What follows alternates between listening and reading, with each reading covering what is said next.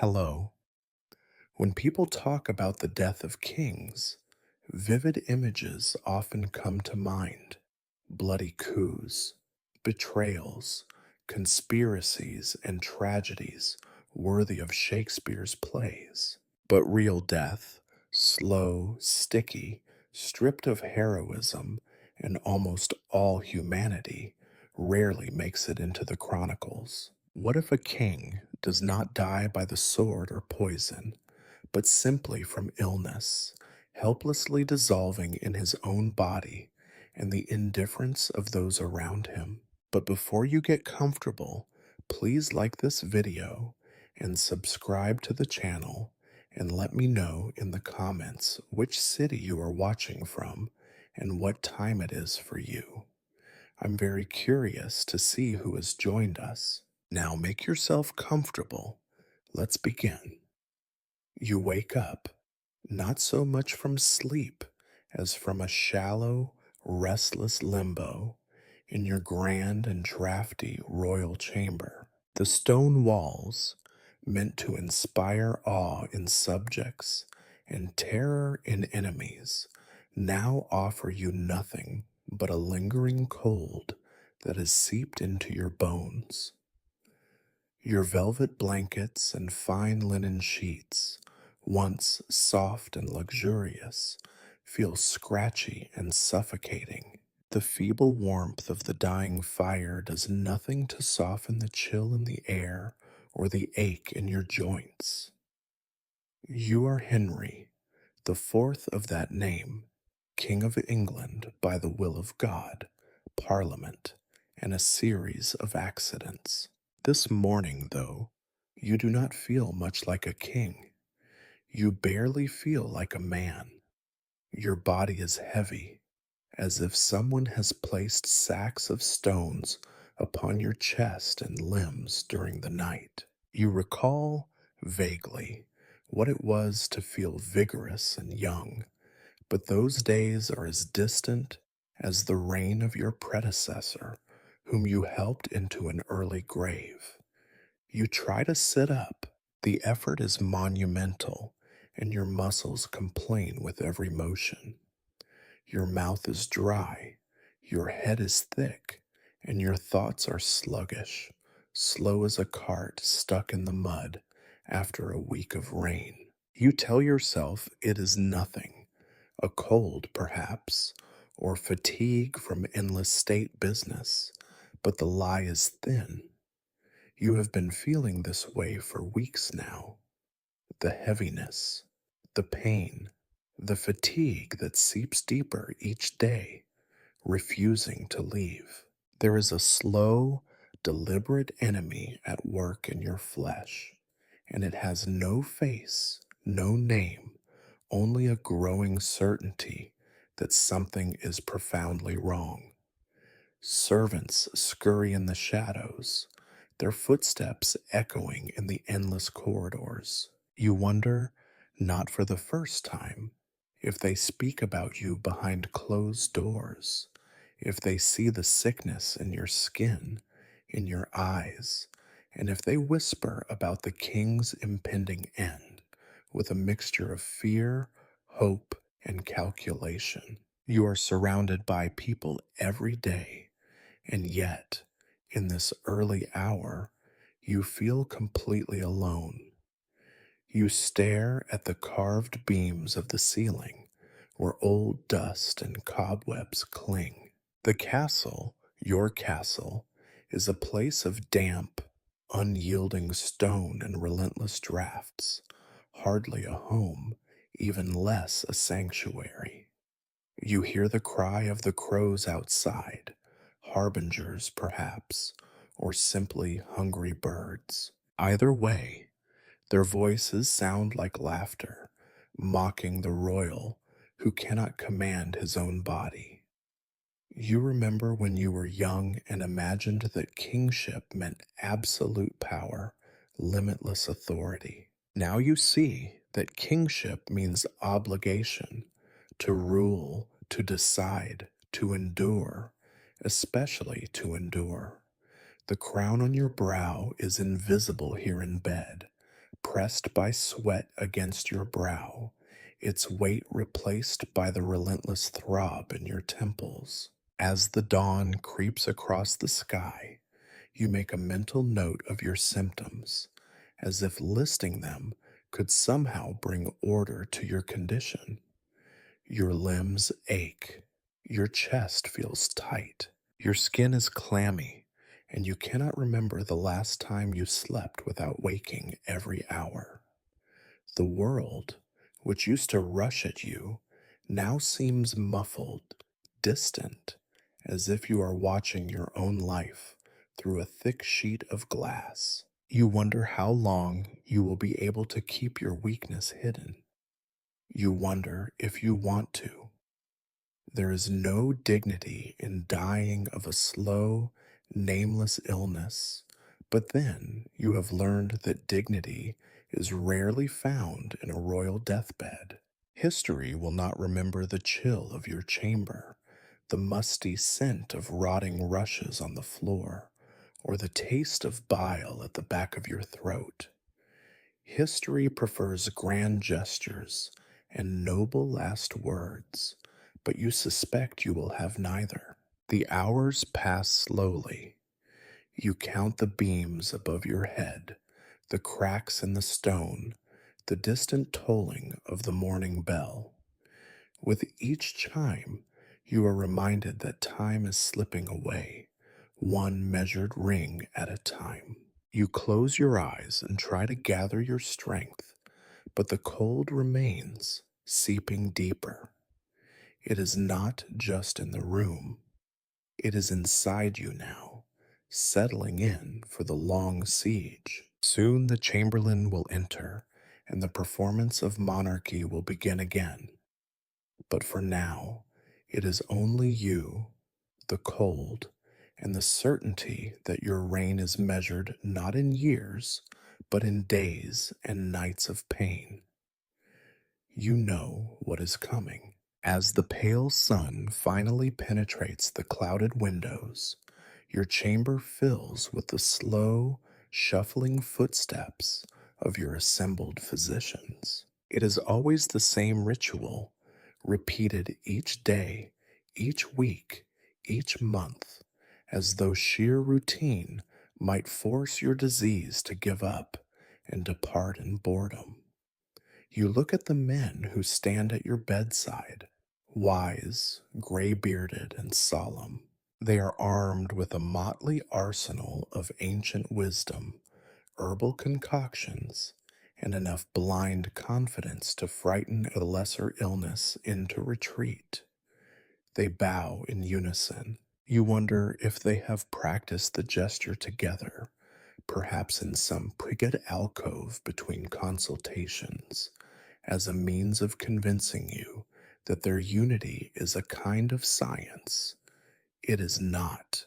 You know, deep in your aching bones, that most of their methods are rooted in little more than guesswork and medieval tradition, wrapped up in Latin and whispered prayers. Your Majesty, the eldest physician intones, his voice thin and papery, we have conferred regarding your most persistent ague. His face is a landscape of lines and furrows, each one a testament to a lifetime of advising men more important than himself. You nod, resigned to the performance. He continues, reciting a list of new and terrible remedies with the enthusiasm of a chef describing tonight's stew. First, he recommends bleeding again. This will be, by your count, the 15th time since the beginning of the year. 15 times your noble blood has dripped into a bowl, as if the disease were some serpent that could be tricked into fleeing with the departing crimson tide. You nod, because what else can you do? Refusing would only provoke another lecture on the humors, hot and cold, moist and dry, whose invisible warfare your body supposedly embodies. Next comes the herbal poultice, brewed from what the apothecary claims are rare and expensive roots. You suspect they are nothing more than weeds scavenged from the castle garden. The smell is unbearable, like the compost heap after a rainstorm, but the physicians insist that only the foulest substances are truly efficacious. You submit as they smear the cold mass along your ribs, murmuring prayers to saints who were never doctors themselves. The youngest physician, eager to prove his worth, presents you with a new potion, a shimmering green liquid in a tarnished silver cup. He lists its ingredients: honey, poppy, a hint of ground amber, and something he calls unicorn root. You doubt unicorns are involved in any way. He assures you it will calm your spirits and draw out the fever, though it tastes like something siphoned from a stagnant pond. You drink anyway, hoping for either relief or oblivion. Then come the prayers. Your confessor, who fancies himself both healer of the soul and expert on corporeal ills, kneels at your bedside, hands folded, eyes squeezed shut in desperate concentration. He chants invocations in a voice that trembles with both fear and exhaustion. You wonder how many kings have died while priests whispered words in languages even the priests did not fully understand. You are certain the answer is more than a few. Throughout all of this, you try to keep your dignity intact. You stare at the ceiling or at a patch of mold creeping along the stones, refusing to meet the physician's eyes. They prod, poke, and lecture. Their remedies change from day to day, but one thing never does: their certainty that the next attempt will be the one to save you. It is a hopeful lie you have started telling yourself as well. One physician proposes leeches. Another, not to be outdone, suggests a regimen of cold baths and brisk walks. You would laugh if only you could walk unaided to the chamber door. Instead, you close your eyes and let them debate your body as though you are already dead, a specimen for their grim little academy. As they squabble, your mind wanders. You imagine what posterity will think of these men and their methods. Will they be praised for their efforts or mocked for their ignorance? Will your pain be a lesson, a footnote, or just another royal anecdote for future students of medicine to recite as they shake their heads? You suspect the latter. By mid-morning, the chamber stinks of sweat, herbs, and the faint copper tang of your own blood. Your wrists are sticky where the physician's knife has nicked the flesh. Your skin itches beneath the drying poultice, and your mouth burns with the aftertaste of potions better suited to torture than healing. The procession of healers finally disperses, each man confident that today's remedy will succeed where the others have failed. You are left with the flutter of hope and despair, tangled together so tightly you can no longer tell which is which. You look out at the gray morning sky and wonder, idly, if the weather will change before you do. You suspect that the clouds, like your illness, are here to stay. You pull the blankets up to your chin and prepare yourself for the next part of the royal day. You have survived another session with your medieval physicians. You are still alive for now, a king clinging to the ragged edge of life by sheer habit and by the slow, grinding passage of time. You may wear a crown, but you are not the only one affected by your illness. You can feel the anxiety of your family swirling around you like a draft you cannot block with another blanket. Your wife, Mary, is always present, but never truly at ease, her movements a study in quiet desperation.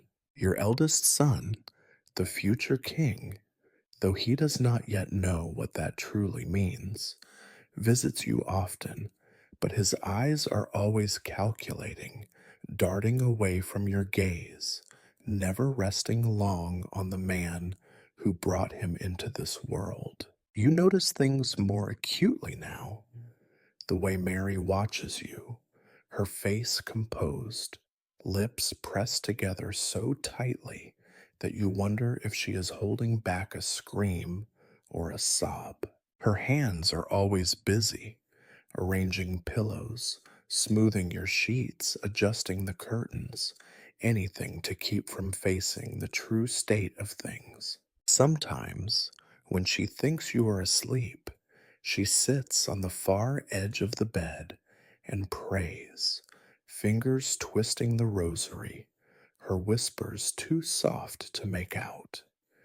You pretend to be asleep for her sake, granting her these private moments of hope or despair. Your children, especially your son Henry, behave as if your illness is an unfortunate guest who will eventually leave if only they remain polite enough.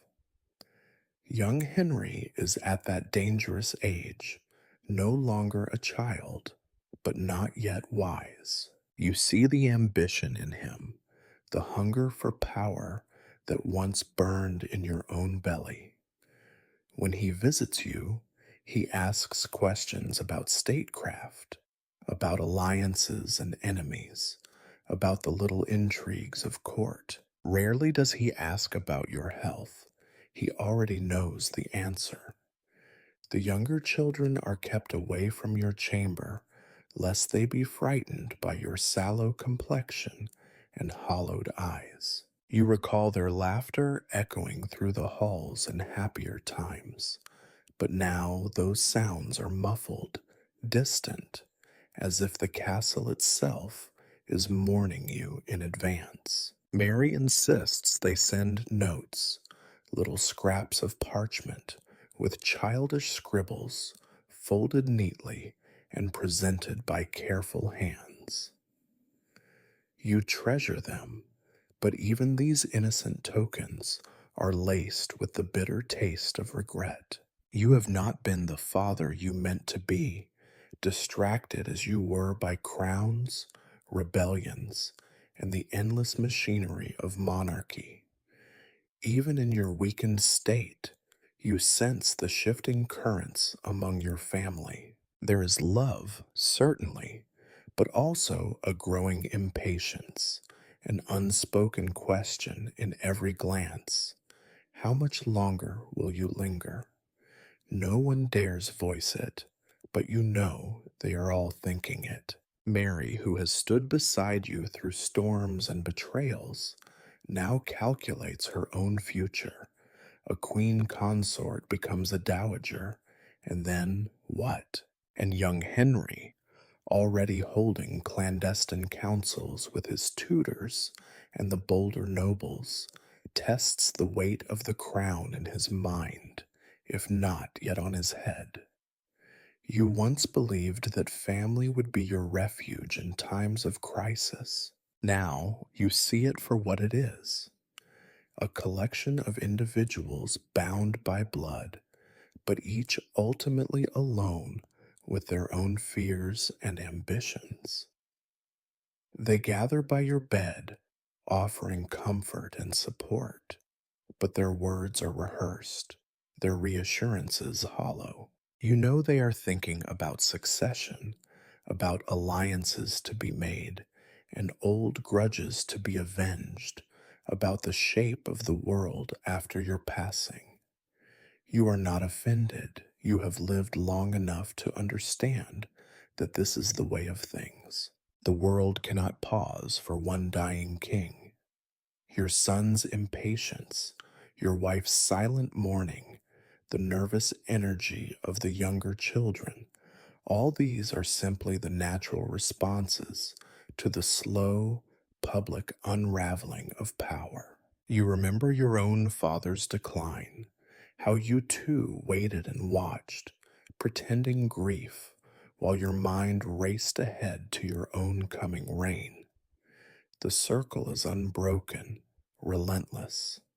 Sometimes you wonder if they fear more for themselves than for you. Mary's concern is tinged with dread of what comes next, her place at court, her influence, her safety in a world that is not kind to widowed queens. Young Henry is eager, but beneath his bravado you sense his anxiety. The crown is a prize, yes, but it is also a burden, and the closer it comes, the more it weighs on his soul. The days pass in a strange limbo, each one slightly worse than the last.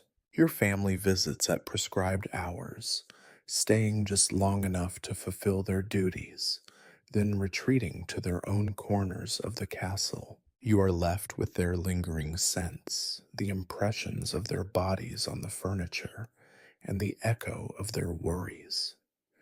In the silence that follows, you can almost hear their thoughts, a relentless undercurrent of hope, fear, and ambition. At night, you imagine their dreams. Mary, seeing herself alone, navigating a court that respects her less with each passing day. Henry dreaming of coronations and victories, but also of rebellions and conspiracies. He knows, as you do, that a crown is never truly secure.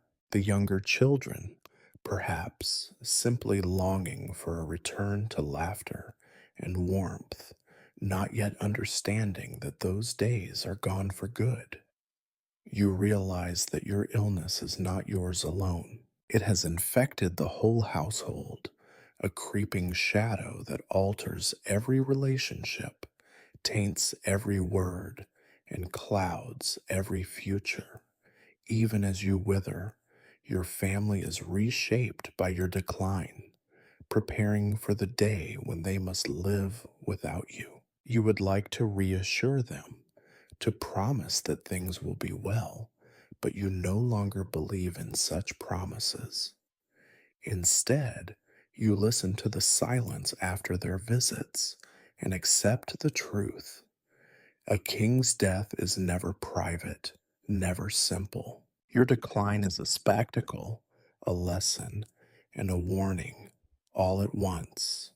Your family may fear the end, but they are already learning to live in its shadow. And so, with each passing day, you find yourself drifting further from them, alone with your pain, your memories, and the slow, inexorable approach of the inevitable. You used to move through the halls with purpose, trailing retinues and command. Now you remain fixed in your bed, and the corridors come to you, not in the form of guests or dignitaries, but as the sounds and shadows of your servants. The court is a living thing, always hungry for news, especially the sort it can spread in whispers. You are no longer just a king. You are the subject of rumors, the ghost haunting your own castle, heard in every shuffle and soft laugh behind closed doors. Every morning, as the dawn makes its slow, gray journey up the walls, you become aware of their presence. They are everywhere, in the kitchens, in the great hall, huddled in passageways, moving silently as only the truly frightened can. They are as much a part of the castle as the stones and the draughts, as fixed to its fortunes as the lichen on its shaded walls. When you were strong, you paid them little attention, only as background figures to your grand designs. But sickness has given you new ears. Now you hear everything. Their whispers are careful, but nothing in a royal household stays secret for long. The young chambermaid, her apron askew, passes a message to the old scullion, news of the king's appetite or lack thereof. The steward, always with a ledger in hand, shakes his head at the wine cellar. His Majesty has not touched a drop in 3 days. The castle barber, sharp nosed and eager, mutters about the color of your blood during the last bleeding, swearing it was darker than pitch. They discuss your pallor, your cough, your sleeplessness, as if these were signs read in the entrails of a beast. Your illness is their daily bread. You might think you would resent them, but you do not. They are powerless, as much trapped in this grand edifice as you are. The fall of a king is their disaster too. Some whisper out of pity, others out of anticipation, who will replace whom, whose lord will rise or fall. In the servants' hierarchy, every shift in the royal chamber is a ripple that shakes the whole order. The queen's maid is seen crying in the chapel. The butler grows thin with worry. Or is it calculation? Even the dogs in the courtyard sense the unease, whining as if they too have heard the whispers. Sometimes you catch the servants watching you, not directly, of course. They are too well trained for that. But in the mirrors, in the corners of their eyes, they study the lines of your face, the tremor in your hands, the slackness in your mouth. They are gathering evidence as if they will be summoned to testify at your funeral. He looked worse today than yesterday, Your Grace. I swear it. The gossip is relentless and meticulous, each word weighed and measured, never wasted. You are dissected day by day by those who change your linens and fill your cup. The rumors are not just about your health. They speculate about the succession, about the prince's readiness and the queen's intentions. Some say the prince is already meeting with foreign envoys, others that the queen plans to retire to a convent. The cook has a theory that you are being poisoned. After all, she would know. The footman is certain it is the work of a curse, and the laundress, who believes in nothing, says you are dying of being king. The truth is simpler and less interesting. You are dying of being human, which is always a disappointment to those who serve kings. You hear snatches of their conversations when they think you are asleep, or when you pass by on a litter bundled in furs and confusion. The servants stand aside and bow, but their eyes flick to your face, searching for signs. Are you thinner, paler, slower to respond? You wish you could laugh at their concern, at their professional morbidity, but laughter is now a luxury you can ill afford. The castle itself seems to listen, its ancient stones holding the echoes of 1,000 whispered deaths. At night, when the great halls are empty and the only light comes from guttering candles, the servants take greater liberties. You can hear the cleaners in the corridors, their voices low, discussing the future with the calm detachment of those who expect to outlast every lord. They tell stories of other kings, how this one died with dignity, how that one raged to the very end. You wonder which story they will tell of you, the one where you wasted away in silence, or the one where you fought for each breath, stubborn to the last.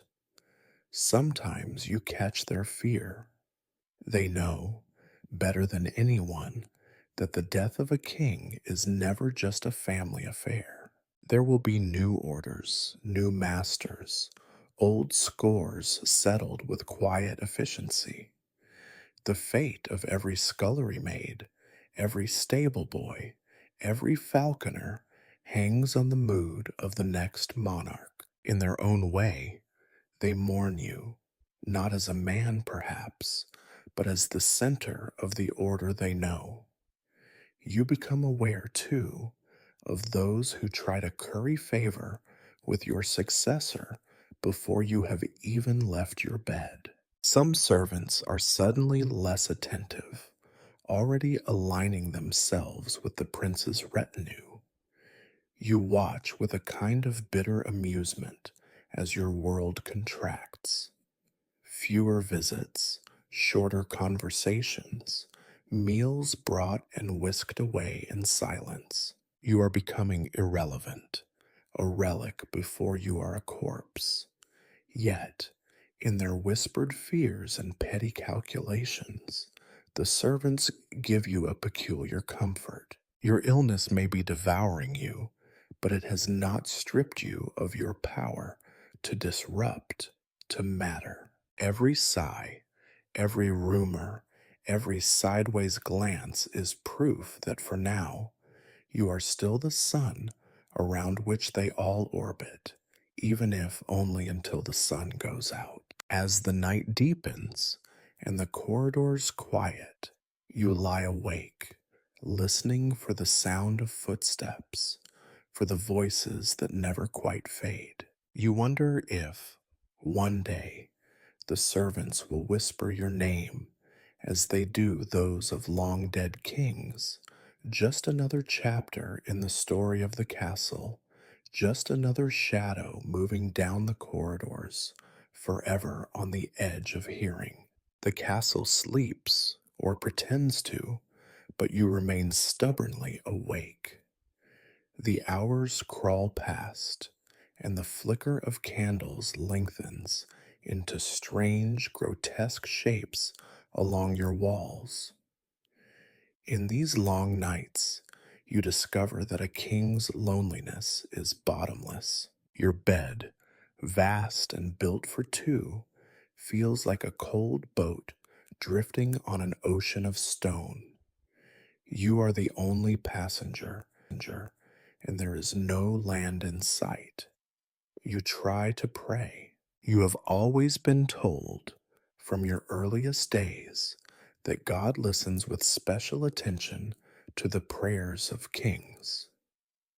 This, you now see, is a comforting lie, a useful fiction maintained by priests who must also sleep at night. You fold your hands and murmur the old Latin words, but they sound hollow, echoing off the walls, vanishing before they reach the rafters. You recite prayers for mercy, for strength, for a sign, but the only answer is the persistent ticking of the old clock in the corridor and the far-off barking of a dog.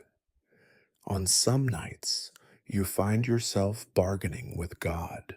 You promise to be a better ruler, a gentler husband, a more attentive father, if only you could be granted a little more time, a little less pain. You ask for forgiveness for the things you did and the many things you left undone. You recount your victories as if they might somehow redeem your failings. But in the cold dark, it is difficult to believe that anyone is listening, least of all the Almighty. Mary sometimes sits beside you as the hours drag by, her face pale and drawn in the candlelight. She says little, her prayers quieter than your own, but you can feel the weight of her worry pressing against you. Occasionally, she dozes in the chair, her head nodding forward before she catches herself, blinking back tears and exhaustion. You want to tell her that she can leave, that you will be fine, that you need no company. But the lie catches in your throat.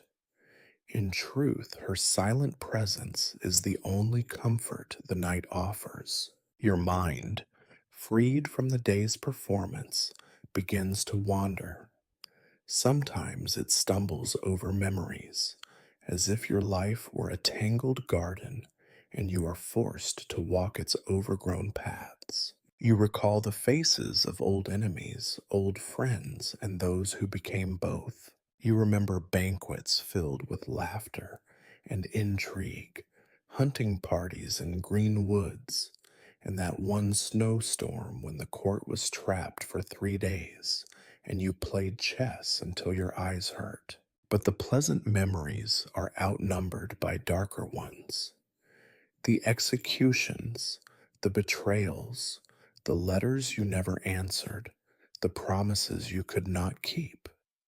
They drift past your eyes like specters, just close enough to chill your blood. Often you do not sleep at all. When you do, your dreams are a murky fever, swirling with images you cannot quite place. You see crowds in the street, their faces twisted with hope or anger. You see the throne gleaming and empty. Sometimes you dream of falling down endless stone stairs into a pit with no bottom. You wake gasping, heart pounding, your limbs tangled in the sheets as if your body is trying to escape from itself. The priests and physicians have opinions about your sleeplessness. The priests recommend more prayers, more confession, longer hours spent in repentance. The physicians prescribe potions, each more vile than the last, with the promise that sleep will return in due course. Neither remedy works. Your mind is too full and your body too restless.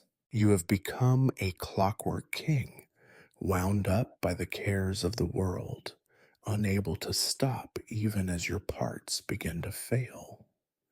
The nights are also when your pain is sharpest. In the quiet, you cannot distract yourself with the business of the kingdom. Every ache, every cough, every ragged breath grows louder in the silence. Sometimes the poem becomes so intense that you must bite your tongue to keep from crying out. On such nights, you envy the common people, the peasants and laborers, who, you imagine, can at least sleep through their suffering. From time to time, a priest is summoned to your bedside in the darkest hour. He brings a flask of holy water, mutters old prayers, and assures you that you are not alone. You nod, trying to believe him.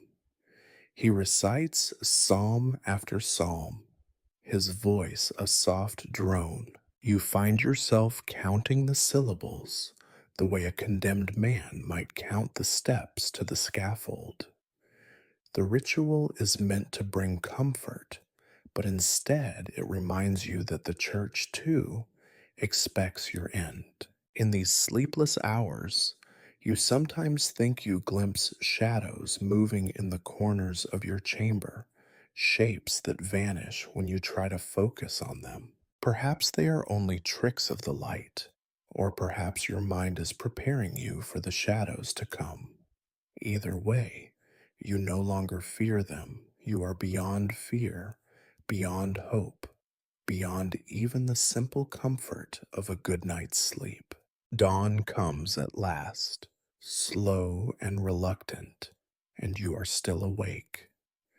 Another night endured, another victory of endurance rather than will. You hear the first sounds of the waking castle, the heavy boots of the guards, the clatter of pots in the kitchen, the distant, tuneless song of the gardener. For them, it is just another day. For you, It is another night survived, another round in the endless struggle between the king and the dark. And so you wait for sleep, for healing, for the pain to stop, for the prayers to finally reach their mark, or for the silence to swallow you whole. In the sleepless dark, you learn the oldest lesson of kings, that the crown cannot protect you from the night, and all the prayers in Christendom cannot buy you a moment's peace.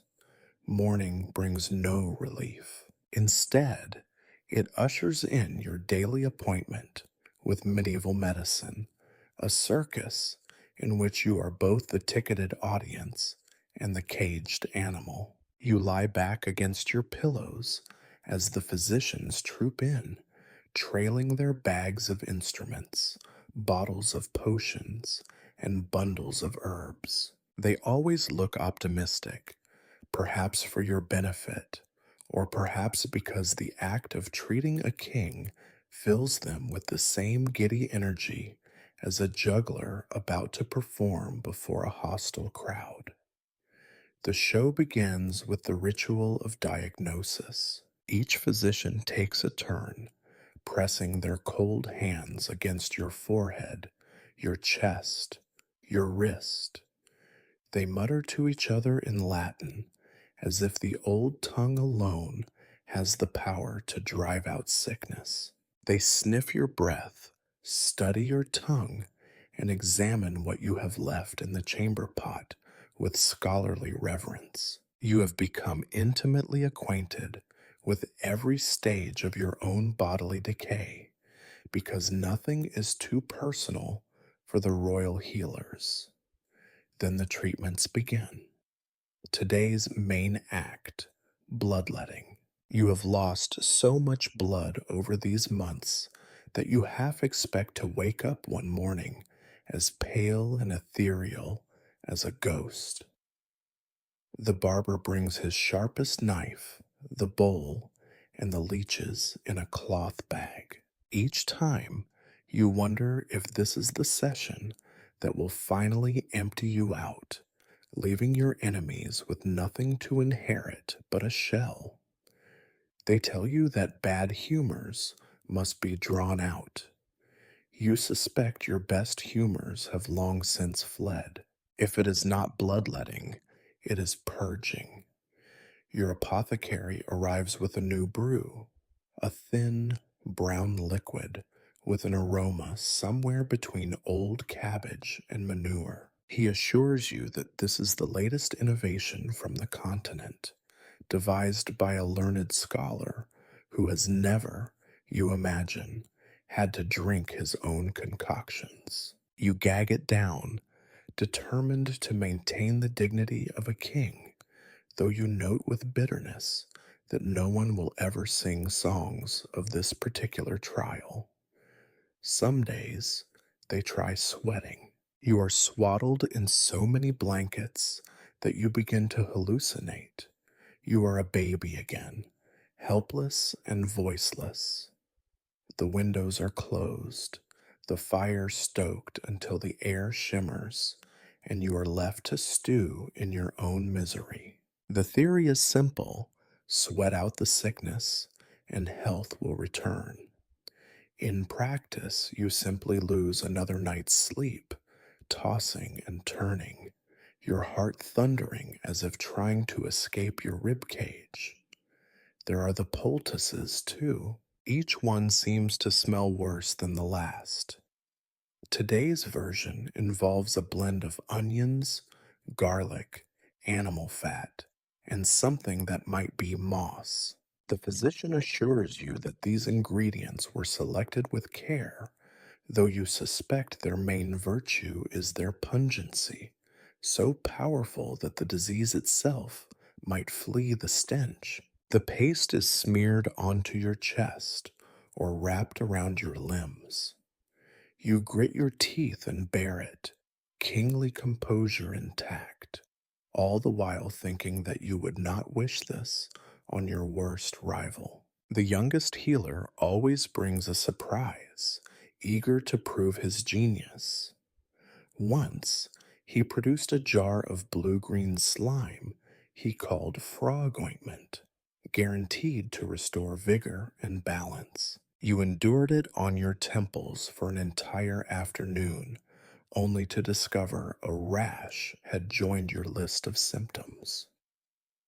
Another time, he convinced you to drink a draught flavored with ground antler and vinegar. Your stomach revolted with such force that the servants spent the better part of the day cleaning your sheets and the rushes on the floor. The healer blushed, apologized, and promised an improvement, though the next attempt was only marginally less disastrous. Even the clergy try their hand. A new monk has appeared in recent weeks, fresh from the north, bearing relics of questionable authenticity. He lays them upon your chest, murmurs in a dialect you cannot decipher, and tells you to have faith. You do not. Still, you let him continue, for hope is the only medicine left untested.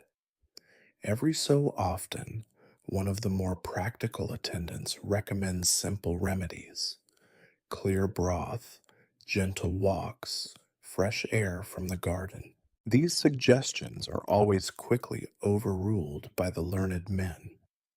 What does a servant know of royal disease? They push the windows closed, pile on the covers, and mutter that a king's illness must be treated with kingly seriousness. You are not the only one to suffer. The smell of the treatments lingers in your rooms, clinging to the tapestries and curtains, to the very stone. Your attendants, trying to maintain a brave face, are forced to breathe it in as they perform their duties. Some of the maids have begun tying bundles of dried lavender around their necks. Even the court cat avoids your chambers now, skirting the door with wide, cautious eyes. Through all these torments, you search for the tiniest spark of relief. One moment, one breath, 1 hour without pain. But the old treatments offer no such mercy. At best, they exhaust you. At worst, they multiply your miseries. Each day is a new experiment, a new hope dashed. The healers insist that you are improving, that these are signs your body is fighting back. You nod, because arguing would take energy you do not have. When the last physician bows himself out, when the room is empty and quiet, you are left to contemplate the absurdity of it all. Here you lie, King of England, victor of battles and breaker of rebels, brought low by a parade of men with knives and leeches and jars of odorous slime. You try to find humor in your predicament, a king reduced to a laboratory for medieval medicine. But it is a bitter joke, and you are the punchline. As night falls and the pain returns, you realize that there will be more treatments tomorrow. There is always another cure to try, another hope to dash, another day to endure. You close your eyes, wishing for rest, but knowing that as long as you draw breath, you will be subject to the next clumsy attempt at salvation.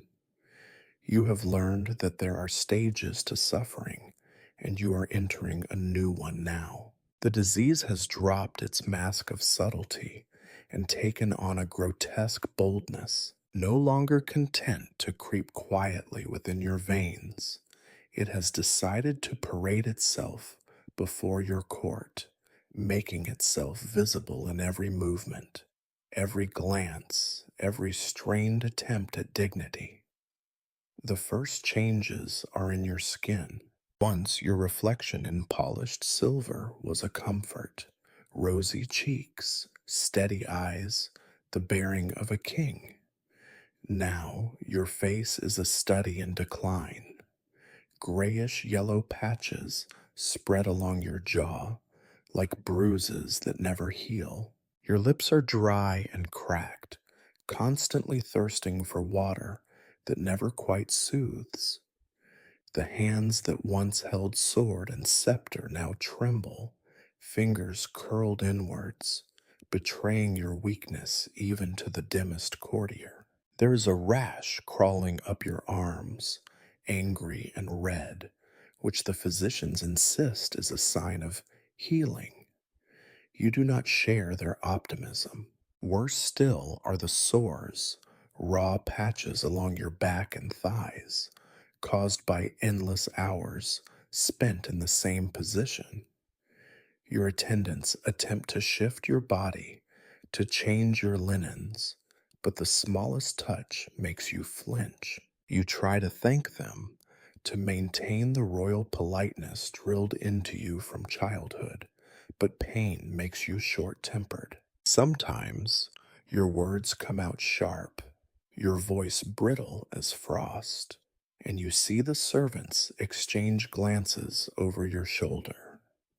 Their sympathy, once genuine, is curdling into fear.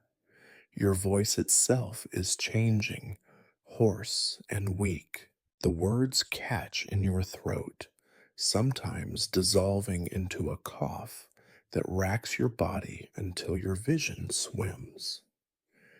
What began as a slight discomfort has grown into a constant companion, a rattle in your chest that announces your presence in every room. The old physician assures you it is only phlegmatic humors, but the younger men look concerned, exchanging meaningful glances they hope you do not notice. You notice everything now. Your joints ache, sharp needles in your elbows and knees, hips and ankles. On better days, you can swing your legs to the edge of the bed, feeling for a moment almost human. On worse days, the mere thought of movement makes you clench your teeth. Your muscles twitch with fever, spasming without warning. Some nights, the pain is so persistent that you contemplate screaming just for the relief of hearing your own voice again, proof that you are not yet a corpse. Sleep offers no respite. Your dreams are wild, lurid, and exhausting. You wake drenched in sweat, the sheets twisted and damp beneath you. The nights blur together, marked only by the changing pattern of the moonlight on the stones. Each morning you are weaker, your body a little more foreign to you. You find yourself wondering if you will recognize yourself at all by the end. The physicians, never at a loss for explanations, insist these new symptoms are all part of the natural purification of your body. One proposes a diet of boiled roots and river fish, convinced this will rebalance your humors. Another, more daring, suggests burning aromatic herbs beneath your bed to drive away the evil air. You try each remedy as you have tried every other, with the hope that one might bring relief. They do not. Your family visits with increased reluctance. Mary sits beside you, her hands tightly folded, her eyes fixed on your face as if willing it to improve. Your son, the prince, lingers at the doorway, one foot always angled toward escape. You see the pity in their eyes, mingled with a kind of horror they cannot quite conceal. Your decline is no longer a private affair. It is a spectacle, and you the main attraction. Even the court, trained to hide discomfort behind polite masks, cannot help but stare.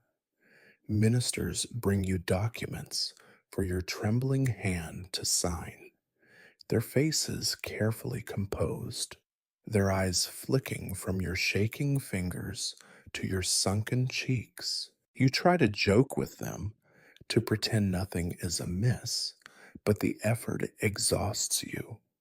The performance of kingship has become a burden heavier than any crown. Your mind, too, is not spared. There are moments when your thoughts blur, slipping away from you like water through clenched fists. You forget names, confuse faces, lose track of time. Once you woke in the middle of the day, certain it was night, and demanded a torch. The servants, accustomed now to your confusion, brought one without a word. You find yourself dreading the loss of memory more than the pain. To lose your wits, to become a figure of mockery in your own court, that is the fate you fear most. As the days drag on, each symptom compounds the next, weaving together into a tapestry of suffering. You try to keep count. How many sores, how many coughing fits, how many hours since you last slept well, but the numbers blur. All you know is that you are losing ground, piece by piece. There is no dignity left in illness, only the slow, grinding exposure of your weakness to the world. In rare moments, you allow yourself to feel anger at your body, your physicians, your family, even your God. You rage inwardly against the injustice of it all, to come so far, to rule so long, only to be undone by a handful of symptoms that no one can name or cure. But even your anger is fleeting, replaced by exhaustion. You close your eyes, letting the ache wash over you, and wonder if tomorrow will be better, or if it will simply reveal another symptom, another step down this long, inevitable slope. Your body has become a battlefield, and the enemy advances each day. You are left to defend your dignity, your mind, and your soul as best you can, even as the symptoms announce to all who will see that the king is dying and there is nothing anyone can do to stop it. Once, the business of the realm consumed every waking moment.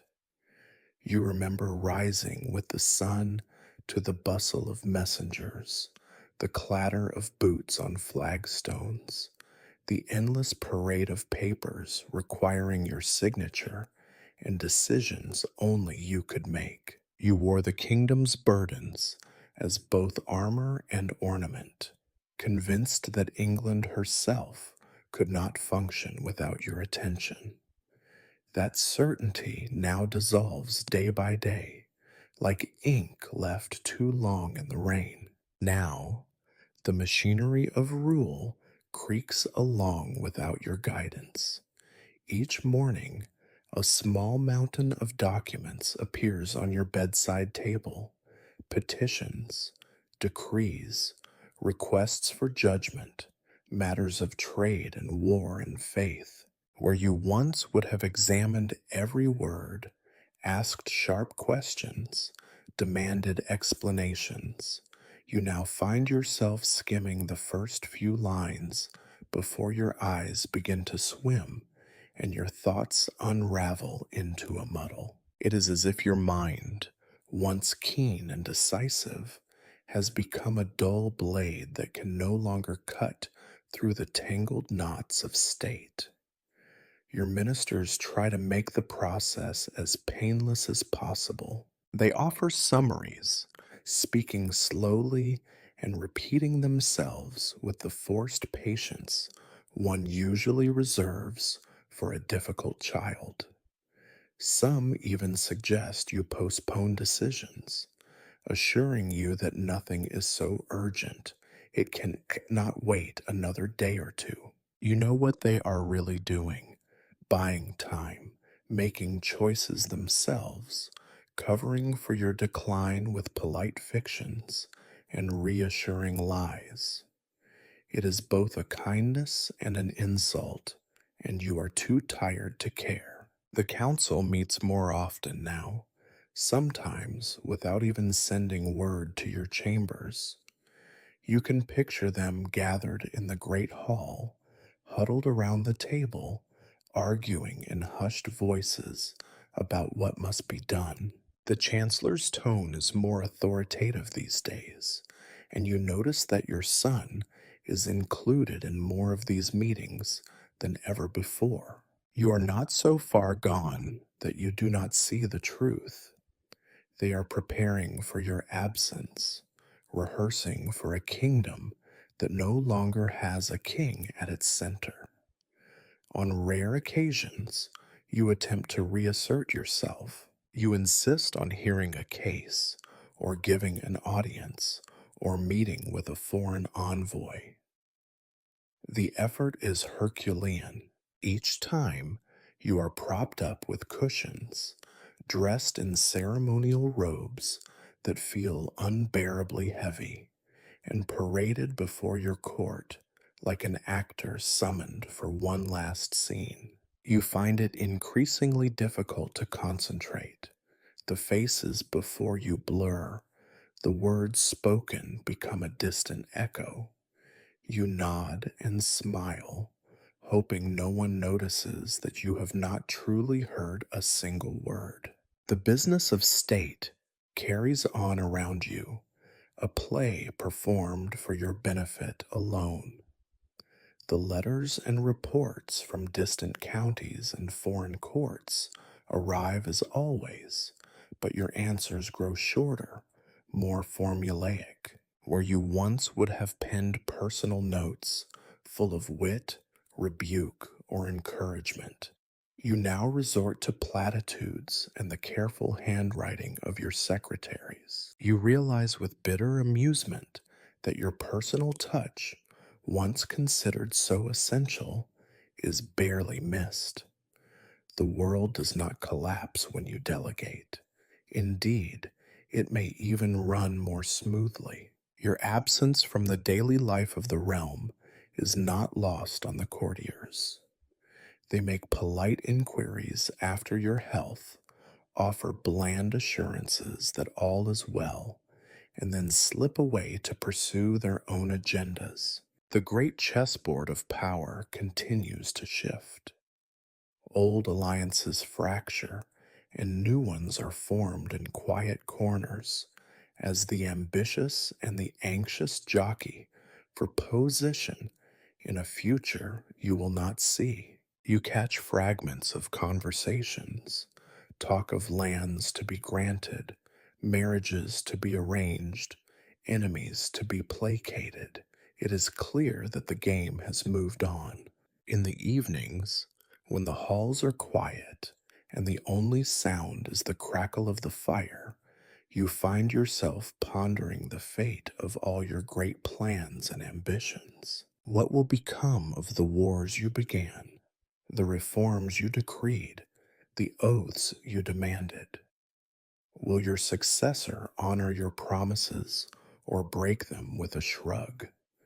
History, you suspect, is less interested in intentions than in results. Your victories and your failures alike will be boiled down to a paragraph, or perhaps a single sentence in some future chronicle.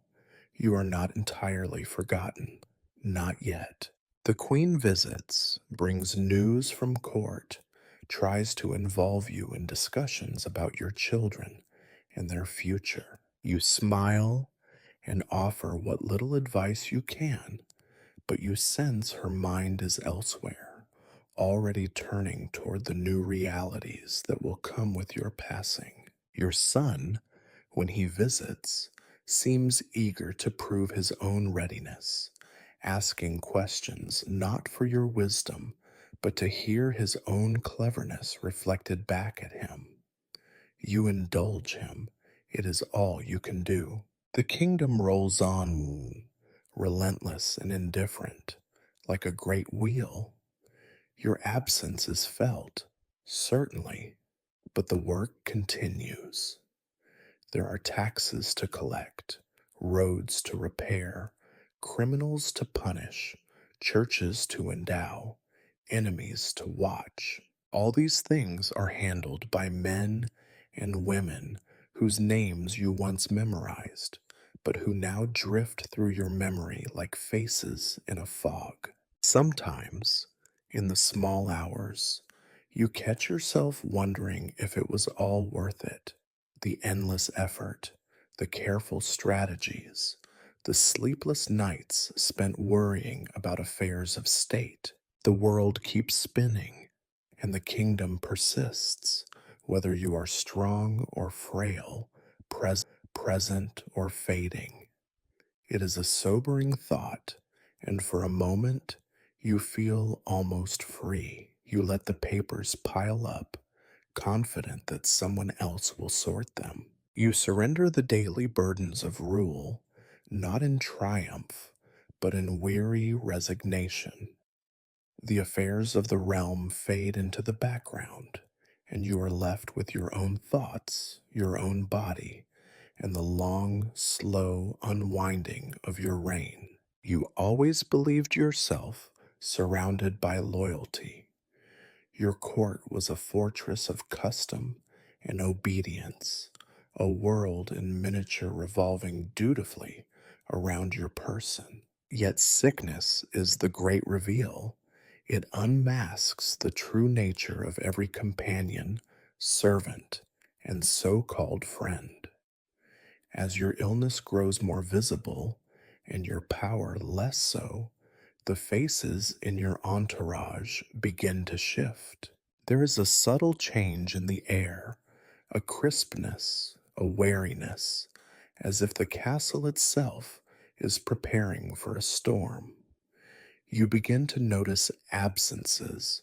The chamberlain, who once attended to your every whim with irritating precision, now finds reasons to be elsewhere. The master of the wardrobe grows slow to answer summons, citing matters in distant storerooms or sudden duties elsewhere. Even the captain of your guard, always steadfast at the door, disappears for longer intervals, returning with hurried apologies and averted eyes. Only the youngest, most naive servants remain at their posts, either too dutiful or too oblivious to notice which way the wind is blowing.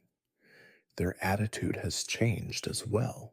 The deference is still there, bowed heads, murmured, Your Majesty, but it is thinner, more brittle, like a thread about to snap.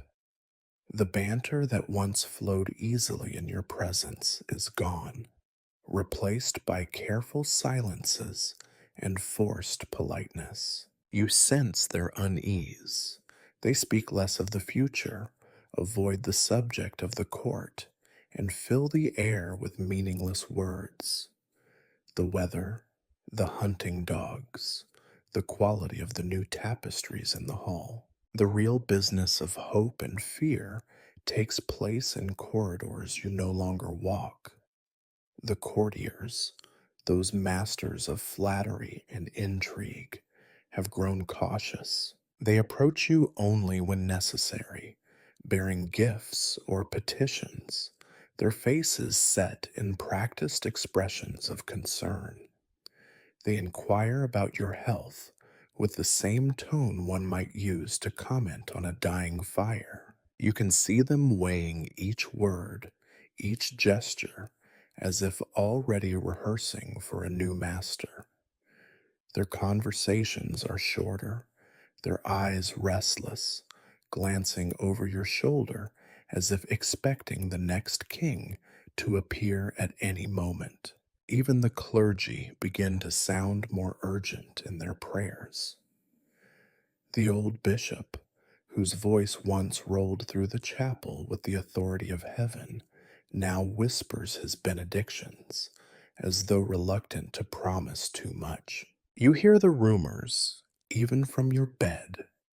Special masses are said for your soul, confessions held in secret, candles burned for a peaceful transition.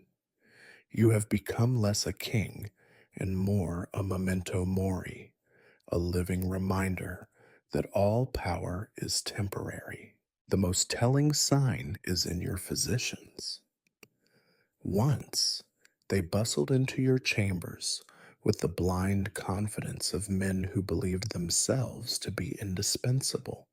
Now their eyes are tired, their hands less certain. The youngest of them lingers in the hallway, afraid to enter unless summoned, while the oldest watches you with an expression that borders on pity. They still perform their rituals, bleedings, poultices, prayers, but you see their glances over your head, their quiet discussions by the fire. You have become a difficult case, a problem to be solved, a chapter soon to close. Your family is not immune to this atmosphere. Mary tries to shield you from the change, but even she grows quieter, her reassurances laced with worry. Your son spends more time with the council and less with you, his mind already fixed on the coming transfer of power. The younger children, when they appear, are stiff and uncertain, as if visiting a distant uncle rather than their father. Love persists, but it is overgrown with anxiety and calculation. You catch hints of plotting, the faint perfume of ambition in the air. Some servants have begun to curry favor with your heir, standing a little straighter in his presence, offering unsolicited advice. You hear of nobles sending gifts not to you, but to the prince, hedging their bets in the only way courtly life allows. Even old friends become distant, reluctant to share confidences or seek your counsel. They are polite, of course, always polite, but their eyes are already looking past you. There are moments when this loss of faith stings more than the pain in your joints or the coughing fits that now leave you breathless. You want to rage against them, to demand loyalty, to insist that the court stand firm until the last. But even in your anger, you understand the truth. Courts do not run on loyalty, they run on necessity, on survival, on the logic of proximity to power. To hope for more is to hope for rain in a drought. In quieter moments, you realize that you too have played this game. You remember the long nights at your father's bedside, watching and waiting, calculating your own path to the throne. You recall the faces of those who drifted away from your predecessor in his decline. It is a pattern as old as kingship, and you are simply the latest example. The realization is strangely comforting. If betrayal is universal, then at least you are not uniquely accursed. As your circle of confidence shrinks, you grow more introspective. You think often of the men who once surrounded you, their laughter and counsel, their loyalty and cunning. Some are gone, dead or banished, their memory little more than a lesson. Others remain, but at a distance, advisors in name only, each preparing for a world without you in it. You have become a solitary figure in your own court, a king surrounded by shadows and silences. The days are quieter now. The great affairs of state recede, and you are left with the muffled sounds of a court in transition. There is little comfort in this, but there is clarity. You see the truth in the faces of those around you, their hope, their fear, their calculation. You are no longer the center of their world. You are already a part of history, waiting patiently to be consigned to memory.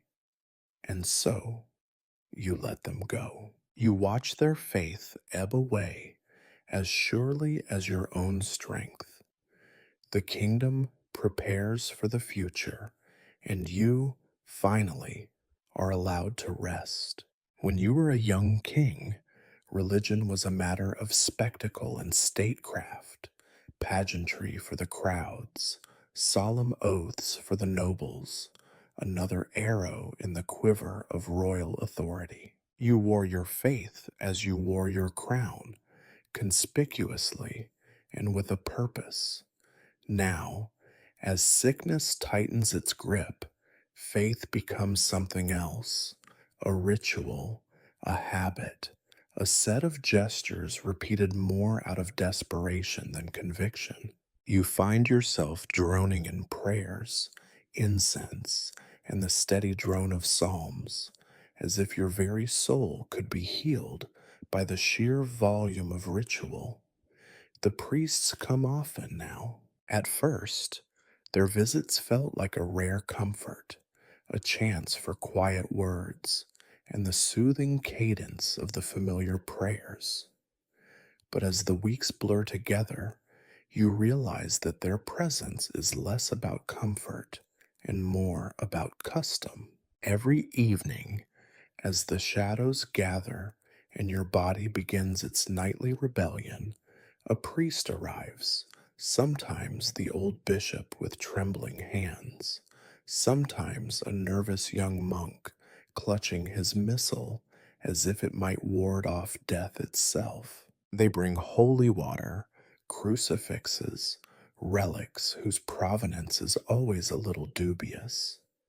They set up small altars at your bedside, laying out candles, icons, and bones said to have belonged to saints whose names you have never heard. You listen as they chant in Latin, their voices echoing off the stone walls, rising and falling in waves of incantation. The words are meant to comfort you, to chase away the darkness gathering at the edge of your mind. Instead, they remind you of the world's unchanging order. Kings rise and fall, but the rituals go on. At first, you make an effort to participate.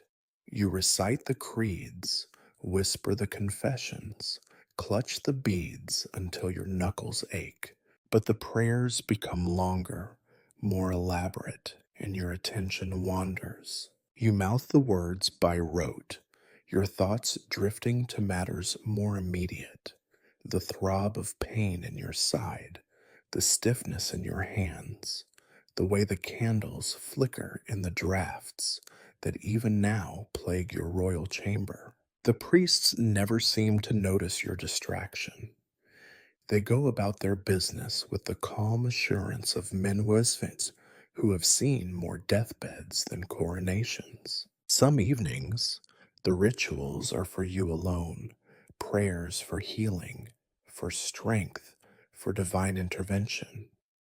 On other nights, the room fills with courtiers, family, and servants, all gathered for a mass or a vigil. You notice the way they shift in their seats, exchanging uneasy glances as the prayers stretch on. You can almost hear their thoughts. How much longer will this go on? Is the king's soul truly in such danger? But none dare speak aloud. Religion, like illness, is endured in silence.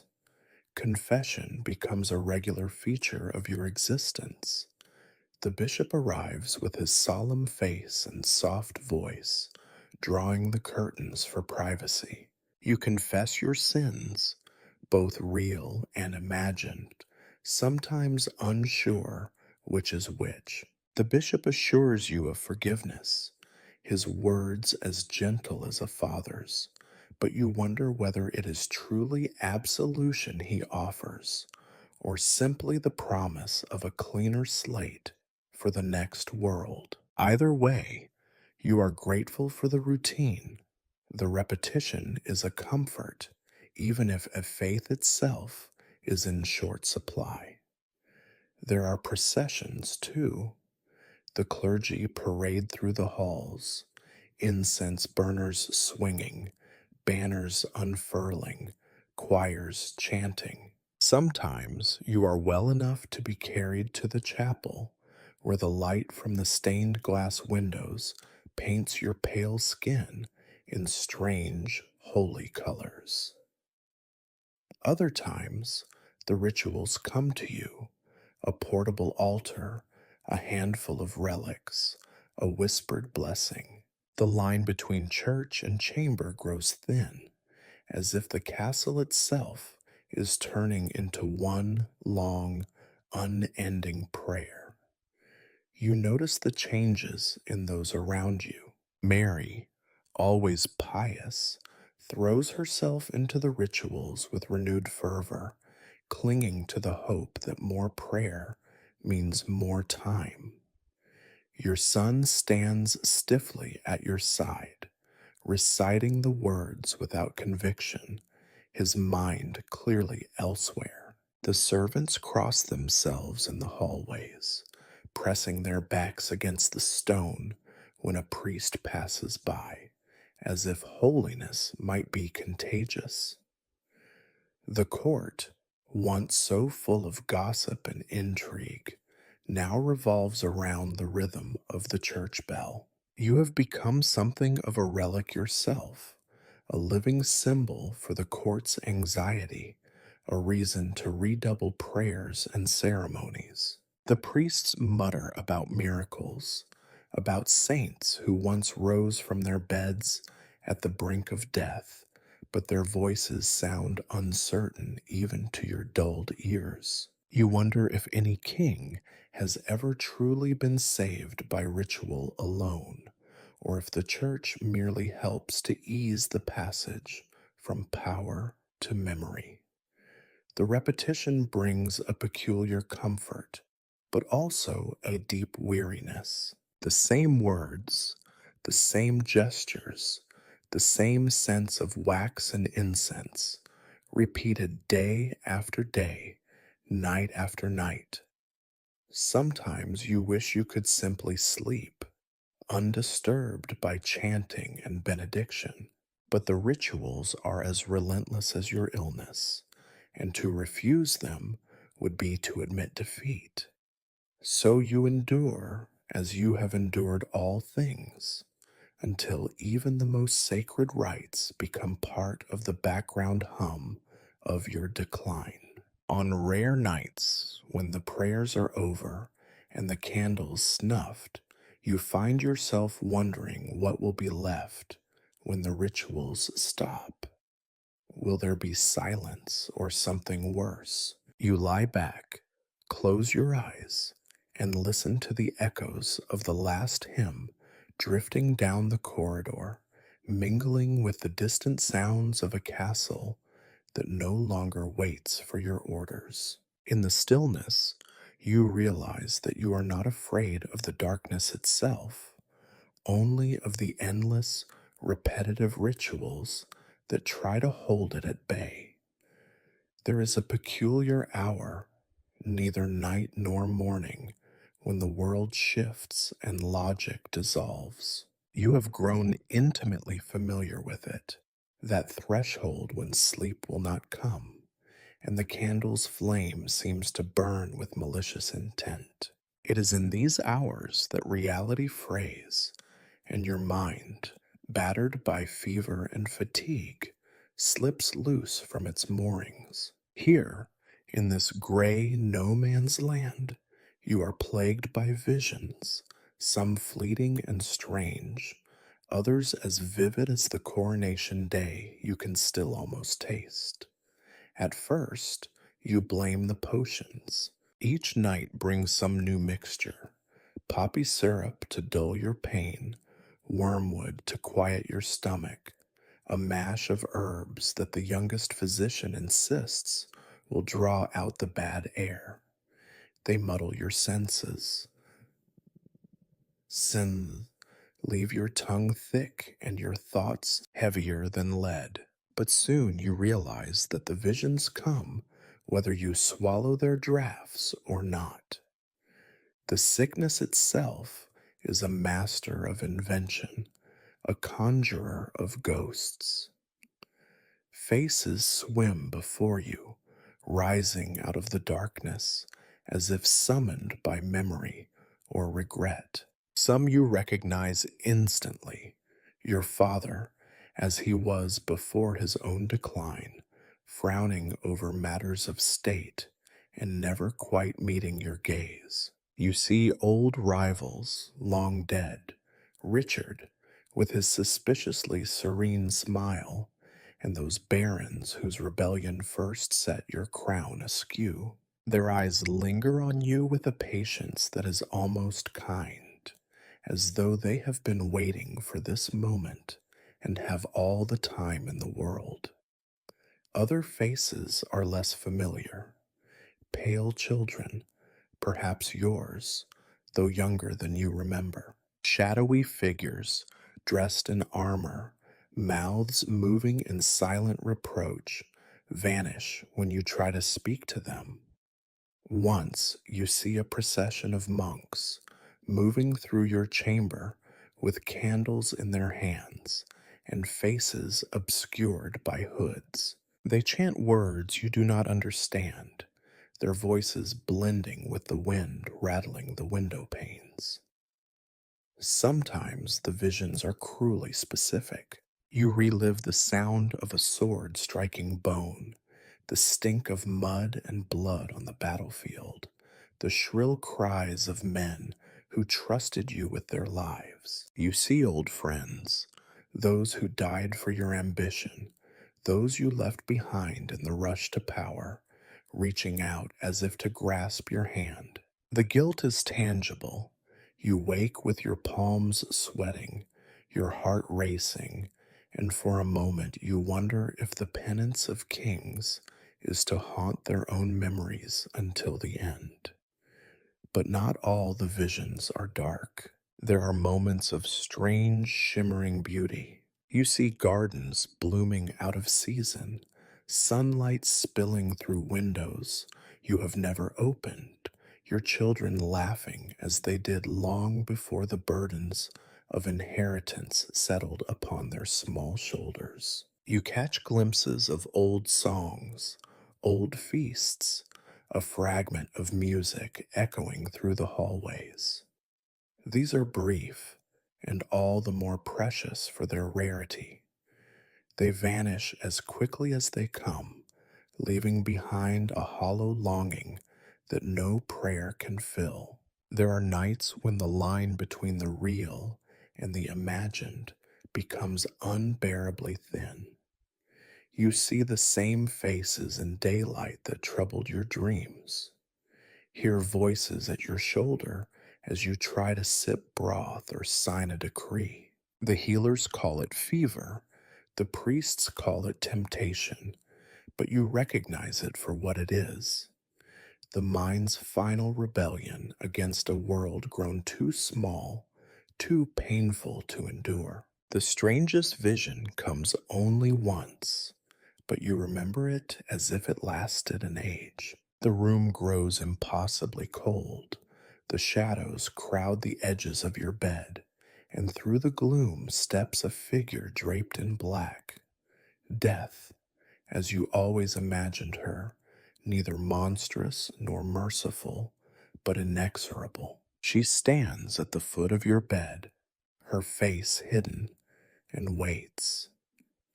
You expect terror, but what you feel is relief, a sense that the long ordeal is nearly over, that the performance is reaching its conclusion. When you blink, she is gone, leaving only the faint scent of lilies in the air.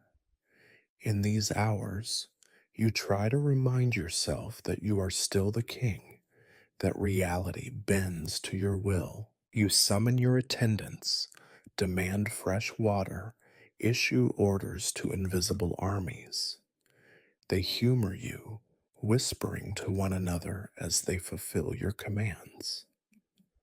But you know, and they know, that you are no longer in control. The real ruler of your chamber is the fever, and you are only a guest in your own mind. The visions take their toll. You become wary of sleep, fearful of what might rise from the darkness next. Some nights you force yourself to stay awake, staring at the patterns in the plaster or counting the heartbeats that echo in your chest. But fatigue is stronger than will, and you always slip back into that liminal realm where memory and invention entwine. Your family learns to tiptoe around your madness. Mary soothes your brow, speaks to you gently even when your words make no sense. Your son looks at you with a mixture of pity and alarm, perhaps wondering if madness is the final inheritance of kings. The priests redouble their prayers, convinced that your soul is under siege from forces beyond their comprehension. The physicians add new ingredients to their potions, each more disgusting than the last. And yet there is a peculiar freedom in this stage of illness. For the first time, you are unbound by the strictures of kingship, by the need to be dignified, measured, real. You can speak to ghosts, confess your secrets to empty chairs, relive your greatest moments and your worst mistakes in a single night. You float between worlds, untethered and unseen. When dawn comes, the visions retreat to the shadows, waiting for another night. You greet the daylight with a kind of exhausted gratitude, unsure whether you survived another battle or merely surrendered to it. In the end, it hardly matters. The boundaries of your life are growing fainter, and the kingdom of dreams is as real as anything left to you in this fading world. If you ever believed there could be a bottom to pain, your body has disabused you of that notion. Suffering, you have learned, is an inexhaustible resource. Each day reveals new dimensions of discomfort, new ways for flesh and bone to revolt against your rule. It is a siege that will not end, and you are the city besieged. The aches that once nagged you in the background now pound in the foreground, relentless as a battering ram. Your head throbs with the deep, insistent pulse, and the light of even a single candle makes your eyes water and your skull feel as if it will split in two. The sound of footsteps in the corridor, a noise you barely noticed when you were strong, now reverberates through your bones, sharp as the clanging of 1,000 church bells. Your throat is raw from coughing. At first, you hid it behind a handkerchief, trying to appear dignified. Now, the fits are so violent that you clutch your chest, gasping for breath, tears leaking from your eyes. The cough comes in waves, sometimes lasting for minutes at a time, until you are left trembling and exhausted, too weary to lift your head. Your attendants rush to support you, eyes wide with helplessness, but there is nothing they can do except offer sips of water or wipe the sweat from your brow. Breathing itself has become a chore. Each inhalation is a shallow theft, each exhalation a minor victory. You hear a constant wheeze in your chest, as though a bellows is being worked just out of sight. The healers talk in circles about fluid in the lungs and congestion of the humors. You try not to laugh. What little air you have left is too precious to waste. Then there is the fever. It comes and goes, like a cruel visitor who always leaves something behind. When it rises, your skin burns so fiercely that the sheets feel like nettles. Your nightclothes cling to you, and your lips crack open. You shiver and sweat in equal measure, sometimes at the same time, your body unable to decide if it is dying from cold or from heat. The healers pile blankets atop you, then strip them away, then pile them on again, as if fighting a war with the weather gods rather than with your illness. You have become a stranger to your own body. Once it obeyed you without question. Now it seems intent on betraying you at every turn. Your legs, thin and useless, twitch with spasms if you try to move them. Your arms ache even when you hold them still. Bed sores blossom along your hips and shoulders, angry and purple, no matter how often your attendants turn you.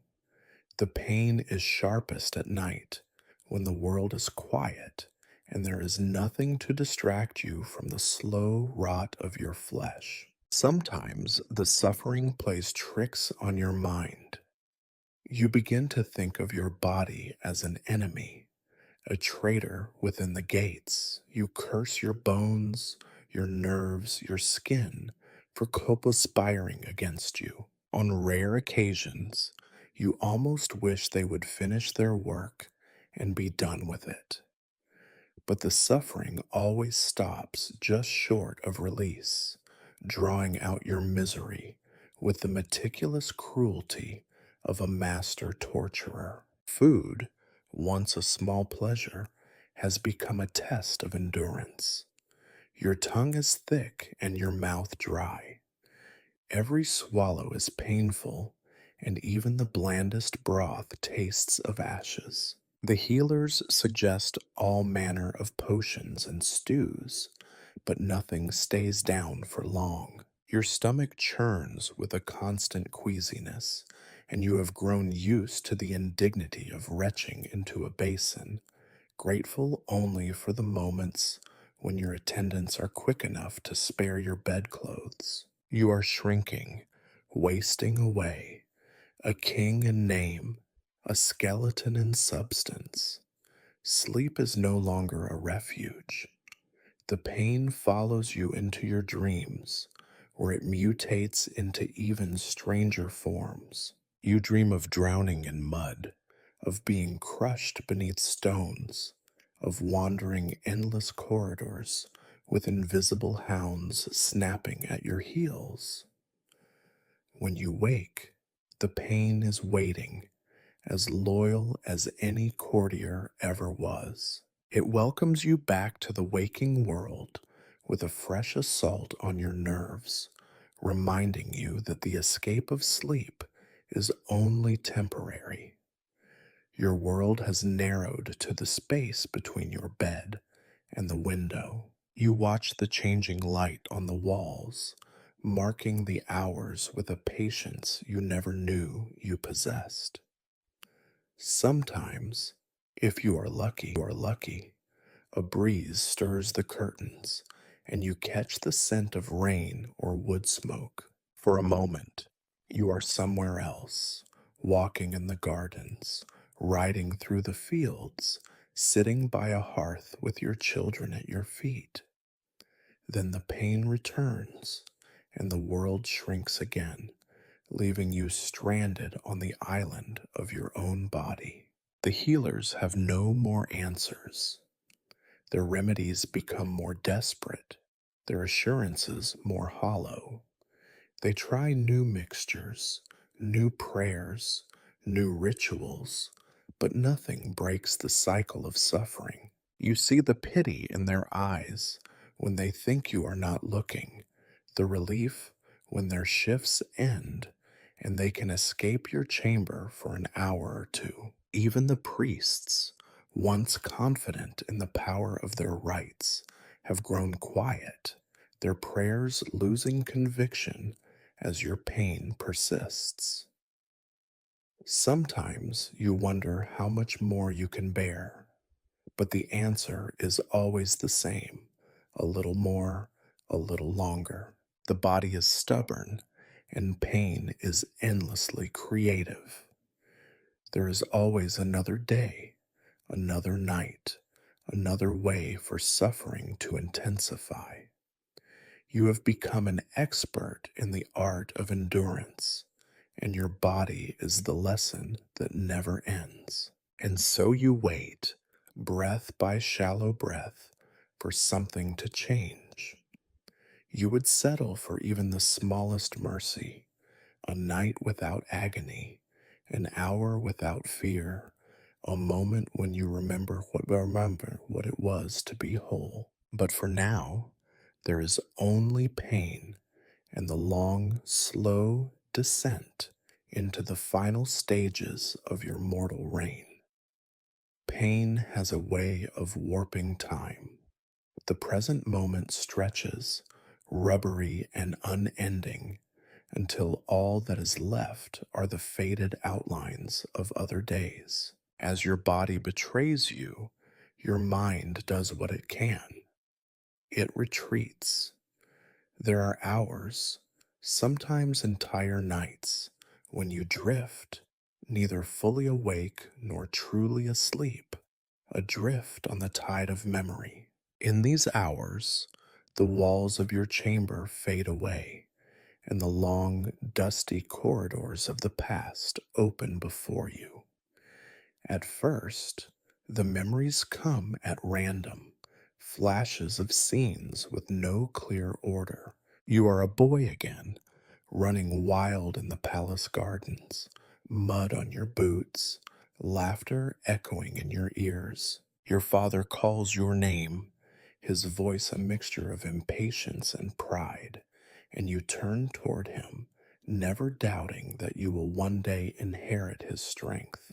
The world seems so simple then, divided cleanly between good and evil, loyalty and treason, love and hatred. But as the pain sharpens, your mind seeks refuge in grander memories. You find yourself reliving your victories, as if your greatest battles could somehow shield you from your present defeat.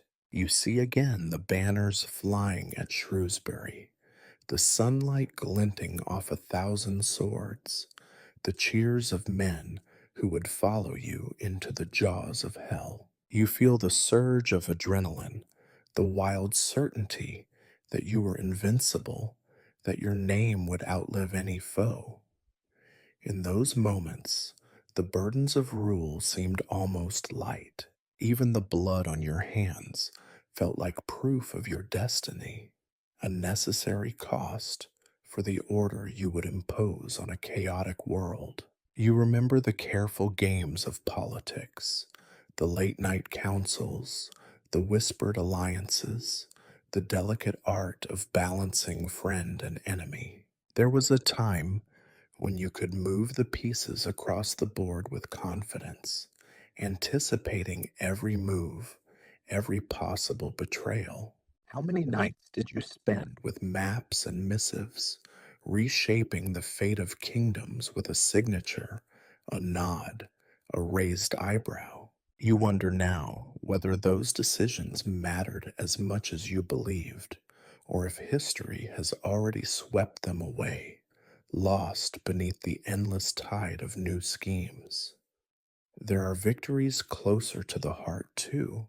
The first time your son looked at you with genuine respect, the moment you realized that your wife was more than a political ally, that she understood you, even at your worst. You remember nights of feasting, laughter echoing from stone to stone, the rare sense of camaraderie among men who would soon enough turn on one another. For a little while, you were not just a king, but a man surrounded by friends, by family, by the possibility of happiness. Yet, even as you cling to these memories, they begin to slip through your grasp. The faces blur, the words are lost to distance. You try to hold on to the details, the color of a banner, the taste of victory wine, the sound of the crowd, but each attempt only reminds you of how much has been forgotten. The world you built is crumbling, piece by piece, in your memory, as surely as in reality. You recall moments of triumph that now feel strangely hollow. The day you took the crown, for all its pomp and spectacle, is tinged with the knowledge of what it cost. The friends you lost, the trust you betrayed, the principles you bent until they broke, all these things haunt the edges of your victories. You realize now that every win carried with it the seeds of future loss. That is the curse of kingship. Every conquest is a prelude to decline. Even so, there are moments when the memories do their work, when they push back the pain for a while. You allow yourself to savor them, to believe, if only for a heartbeat, that the man you were still exists somewhere inside this failing body. You remember the thrill of command, the certainty of purpose, the sweetness of hard won peace. For those brief moments, the shadow of your illness lifts and you are strong again. But reality always intrudes. The pain returns, sharper than before. The cheers fade, replaced by the wheeze of your own breath, the rustle of linens, the soft murmur of servants outside your door. You are pulled back to the present, to the cold, to the slow, grinding work of dying. Still, the memories linger. They return in odd moments, a glimpse of sunlight through your window, the scent of wood smoke, the distant tolling of a church bell. You realize that these fragments are all that remain of a lifetime spent chasing victory. They are both a comfort and a torment, a reminder that you once mattered, and that perhaps you still do, if only in your own mind. You wonder sometimes what stories will be told of you when you are gone. Will they remember the battles, the councils, the victories? Or will you be reduced to a footnote, a cautionary tale about the limits of ambition, the cost of power, the inevitability of decline? You have no answers, only the ache of nostalgia and the certainty that, whatever else may be lost, your victories are yours alone, to remember as you choose. And so you drift, night after night, among the ruins of your triumphs. The pain is real, but so too are the memories. In the end, perhaps that is all a king can hope for, to find a measure of comfort in the victories of the past, even as the future grows dim. There comes a moment in every king's decline when he must confront the last duties of his office. The trappings of power fall away, the seals, the scepters, the finely wrought charters stacked on your bedside table like the detritus of another man's life. What remains is not the rule of law or the machinery of state, but the ragged, unfinished business of saying goodbye. You know the time has come because the faces of those closest to you have changed. They move with a new gravity, avoiding the easy lies of optimism. Even your most practiced advisors speak softly now, their eyes rarely meeting yours. It is as if your room has become a chapel, each conversation a kind of funeral liturgy spoken in advance. They come not as courtiers or servants, but as witnesses called to bear testament to the last words of a fading monarch. First among them is your eldest son. You have watched him from infancy, watched the way he ran through the corridors, how he learned to hold a sword, how ambition set his jaw as he grew. Now he stands at your bedside, tall and awkward, a mixture of pride and terror in his eyes. You gesture for him to draw closer. It takes all your strength to speak, and your words emerge thin, each one weighed down with memory. You tell him what you can, that kingship is not what he thinks it is, that strength is not the same as cruelty, nor is mercy the same as weakness. You offer him what lessons you have learned about trust and betrayal, about the loneliness of rule, about the way power devours those who mistake it for love. He listens, shifting uncomfortably, nodding at the right moments, already measuring the room with a different kind of gaze. You remember being young and impatient yourself, sure that wisdom was for the dying and victory for the bold.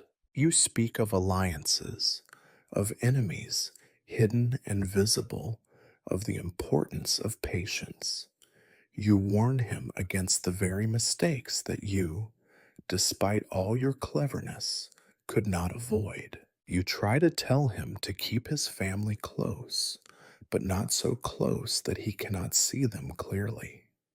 You hope your words will linger, that he will recall them at some future crisis, but you know he is already lost in the machinery of his own ambitions.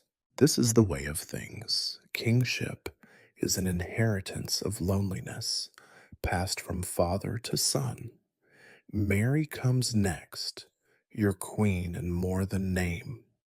She sits quietly, her hands folded in her lap, her eyes swollen from nights of silent weeping. There is little left to say between you. The partnership you shared was forged in fire and politics, tested by loss, and sometimes, very rarely, by joy. You thank her, though words seem thin against the years you have spent together. You ask her to guide your children, to keep the court from tearing itself apart in the first weeks after your death. She promises, her voice steady, her heart breaking in silence. Your younger children visit in their turn, led by nannies and ladies in waiting who try to mask their distress with a semblance of routine. They do not understand what is happening, not really. To them, you are not a king or a legend, but a tired man who no longer tells stories or sits by the hearth. You take each small hand in yours, force a smile, and try to offer comfort you do not feel. Their world will be changed forever by your passing, but they will not understand this until much later. Perhaps, you hope, they will remember you as a father, not a king. The counselors come, one by one, bearing sheaves of parchment, their faces tense. You dictate your last instructions, signatures scribbled in a hand, almost too weak to form the letters. You appoint guardians for your heirs, outline the terms of debts and legacies, set out your wishes for your burial. Modest, you insist, though you know it will be anything but. Each instruction is greeted with murmurs of assent, but you know that once your breath stops, these men will do as they please. Even the firmest orders fade in the chaos that follows a king's death. You summon your confessors. There is nothing left to hide, no secret sins worth keeping. You confess, not just as a king, but as a frightened soul, admitting to fears and failures, the wounds you inflicted in the name of stability, the things you wish you had done differently. The priest listens, absolves, and prays, his words blurring into a rhythm that you find unexpectedly soothing. In this last moment, humility comes easier than it ever did on the throne. Farewells become a ritual in themselves. Old friends and rivals alike are brought to your chamber, each offering a mixture of respect, regret, and relief. Some offer apologies, others seek forgiveness. You listen, your mind drifting between the past and the present. It is strangely comforting to know that all enmities end here, that the great game of court politics ends, if only for a moment, in this dimly lit room. As the final instructions are given and the last farewells spoken, you feel a strange lightness. The burdens you carried so long, the expectations, the secrets, the endless demands begin to lift. You realize that you are no longer responsible for the fate of a nation, only for the words you leave behind. You see, perhaps for the first time, that even a king is allowed to be small at the end.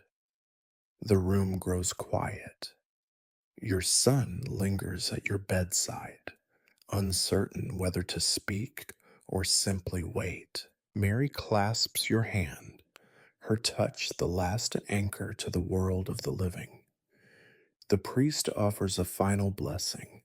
The counselors bow low, and one by one, the witnesses of your reign file out. You are left with the echo of your own voice, the memories of love and regret, and the silent certainty that the kingdom will carry on with or without you. In these last hours, you think not of crowns or thrones, but of the people you have loved and the words you have spoken. You hope it will be enough. You hope you will be remembered kindly, if at all. You close your eyes, your instructions delivered, your farewells spoken, and wait for the final silence to descend. The world shrinks with each passing day. There was a time when your life felt wide as the kingdom, your will the engine that turned the wheel of history. But now your universe is reduced to the few paces between the bed and the window, to the faces that hover over you, and the pale light that creeps along the cracks in the stone each morning. This shrinking is not merely physical. It is as though all the possibilities of your reign, all the avenues of escape and hope, have narrowed to a single, unavoidable end. You feel the change in yourself before you see it reflected in others. At first, you clung to the possibility of recovery, or at least a period of remission, a few good days, a flicker of strength, the comfort of another spring. You prayed for healing, submitted to the painful rituals, and listened politely as physicians argued over the best means to preserve your failing body. Now you listen with detachment, your hope having shifted from survival to endurance. The idea of a miraculous cure feels as distant as your boyhood, a fairy tale for someone else's bedtime. A strange peace comes over you, a sense of inevitability so powerful it seems to fill the very air. The servants move quietly, no longer pretending that you might walk again, or attend council, or ride out at the head of your retinue. They light candles and keep watch. their whispers measured and resigned. The healers cease their endless experiments, content now to offer only comfort. Even the priests grow gentler in their admonitions, more certain in their reassurances about the world to come. The rhythms of your room, candles, prayers, quiet conversation, take on the quality of a vigil, an unspoken acknowledgement that you are not expected to recover, only to endure with what grace you can summon. You become aware of time in a new way. No longer do you measure your days in laws passed or lands conquered. Instead, you mark time by the changing quality of the light, by the slow drift of clouds across the window, by the regularity of meals you scarcely touch. Night follows day in quiet procession. You lose track of hours, sometimes even of days, the outside world receding into irrelevance. Letters arrive, are read aloud, and promptly forgotten. News from the court is met with indifference. You have become a spectator in your own life. Your mind adapts to this new reality. The old ambitions fade, replaced by simple desires, less pain, a gentle word, a glimpse of blue sky. The trappings of kingship mean little now. The crown, somewhere in a chest or on a cushion, is a relic of another existence. You find yourself caring more for the softness of your pillow than for the fate of your counsel, more for the warmth of a hand than for the outcome of foreign wars. The world has not stopped, but your place in it has become peripheral, almost ghostly. Family and attendants sense this shift, and it shapes their behavior. Where once they came to cheer you, now they come to comfort. Their presence is steady but subdued. The future, once a forbidden topic, is now discussed openly in hushed tones. Your son spends less time seeking your approval and more time consulting with advisors, rehearsing the part he is soon to play. Mary sits by your side, her prayers more for herself than for you. Even the younger children seem to understand, in their way, that something irreversible is happening. You begin to find a certain solace in resignation. There is relief in letting go, in surrendering the illusion of control.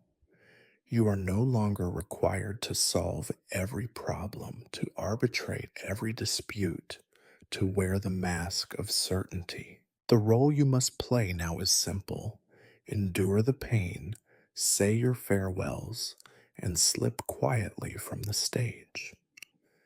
It is not a role you would have chosen, but it is one you find you can perform. The world outside your chamber continues, relentless and unfeeling. Seasons change, messengers come and go, the bells ring for matins and vespers. You are both part of this world and apart from it, a living monument to the passage of time. You think often of those who came before you, kings who faced this same decline, whose names are now reduced to a line or two in dusty chronicles.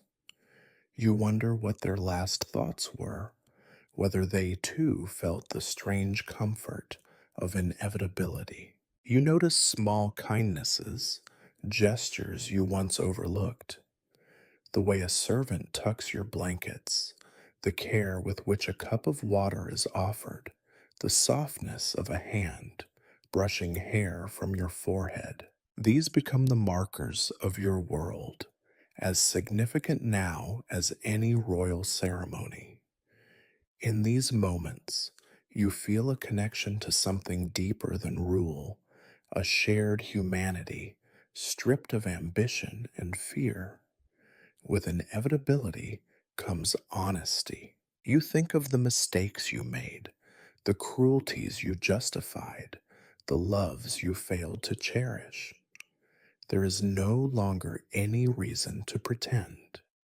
You confess your regrets to the shadows, to the priests, to yourself.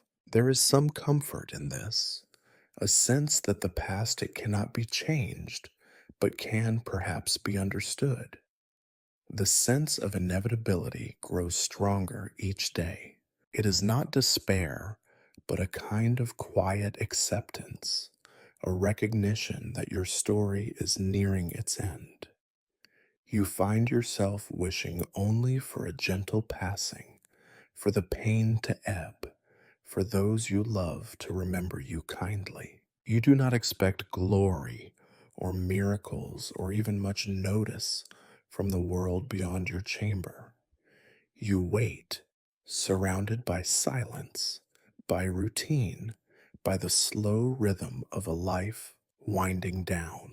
There is no fear left, only the certainty that all things, kingdoms, reigns, even suffering, must one day end.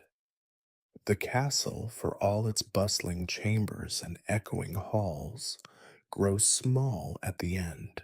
In your last hours, the grand machinery of court and council falls away, leaving only the faces of those you once called your own.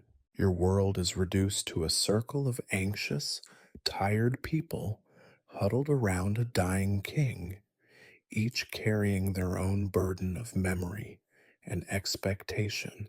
The day begins much as any other, except you know, with a clarity you cannot explain, that the end is close.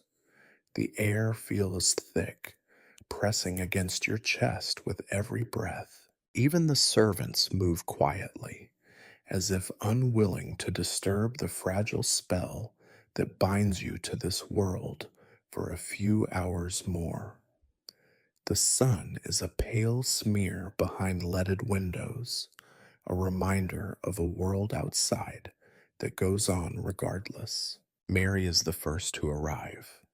She sits beside you, smoothing the sheets with careful hands, her eyes red but determined. You see in her face 1,000 days and nights, arguments, laughter, shared secrets, wounds that never fully healed. She talks quietly at first, speaking of small things. The state of the gardens, a message from your sister, a memory of a festival long ago. You know she is stalling, avoiding the real subject. There is comfort in her presence, and an ache as well, the pain of knowing that you are about to become a memory for the person who knows you best. The children arrive in order of age, shepherded by nurses and ladies whose own eyes shine with unshed tears. Your eldest son stands apart, the weight of inheritance already pulling at his posture, making him older than his years. He tries to look confident, to be the man you wanted him to become, but you see the boy underneath, the uncertainty, the longing for reassurance.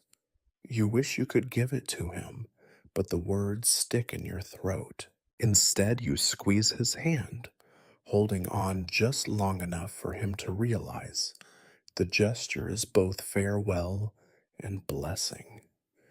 The younger children are more bewildered than sad. They hover at the foot of the bed, uncertain whether they are allowed to approach. You beckon them closer. They climb onto the mattress as they once did without fear, though now they are careful, as if your body were made of glass. You touch their hair, murmur their names, and try to offer some comfort, a promise that things will be all right, that their lives will go on. They nod, not understanding, but content for a moment to simply be with you. Mary takes charge when you grow tired, reading aloud from a book of prayers. Her voice is steady, even as her hands tremble. You listen, not for the words themselves, but for the shape of her voice, the familiar rhythm that anchored you through a lifetime of storms. For a while, the pain recedes. You drift, half listening, half dreaming, letting the sound carry you away from the aches and humiliations of illness. From time to time, a priest enters, offering the last rites in a voice practiced and precise. You mouth the responses as best you can, feeling the weight of centuries settle upon you. You are not the first king to die with a prayer on his lips, and you will not be the last. There is a peculiar comfort in this ritual repetition, as though each word spoken is a brick in the wall that will hold you up a little longer. The room fills and empties in waves. Courtiers come to pay their respects, careful not to linger. Old friends appear, say little, and leave quickly, perhaps afraid of what they might see in your eyes or in their own. Your physician checks your pulse and temperature, writes something in his book, and departs with a sigh. You have become a landmark, something to be visited before it disappears for good. As the hours crawl by, fatigue takes over.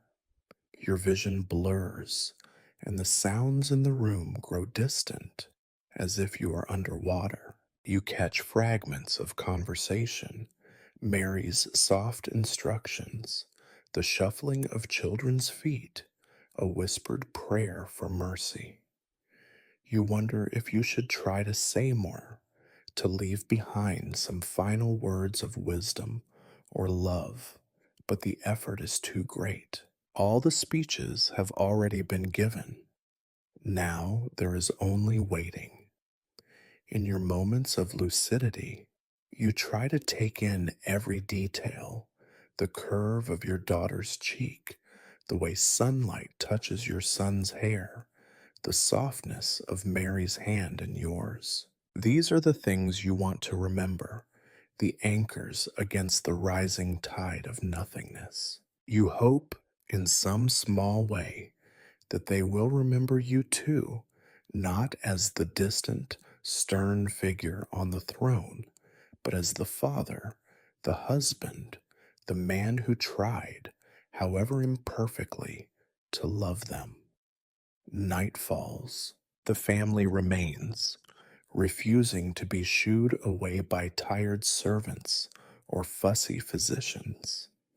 You feel their presence even when your eyes are closed. You listen to their breathing, the heartbeat of your world, steady and real, a lifeline holding you to the last.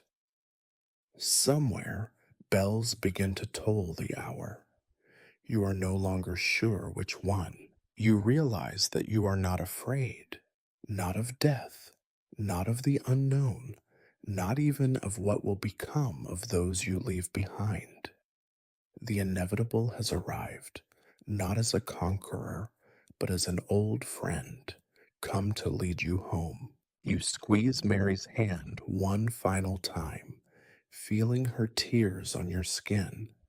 You let yourself drift, surrounded by the warmth of your family, the only thing that ever truly mattered. The pain slips away, replaced by a strange, weightless peace. You are ready. Time, in the end, becomes your last adversary.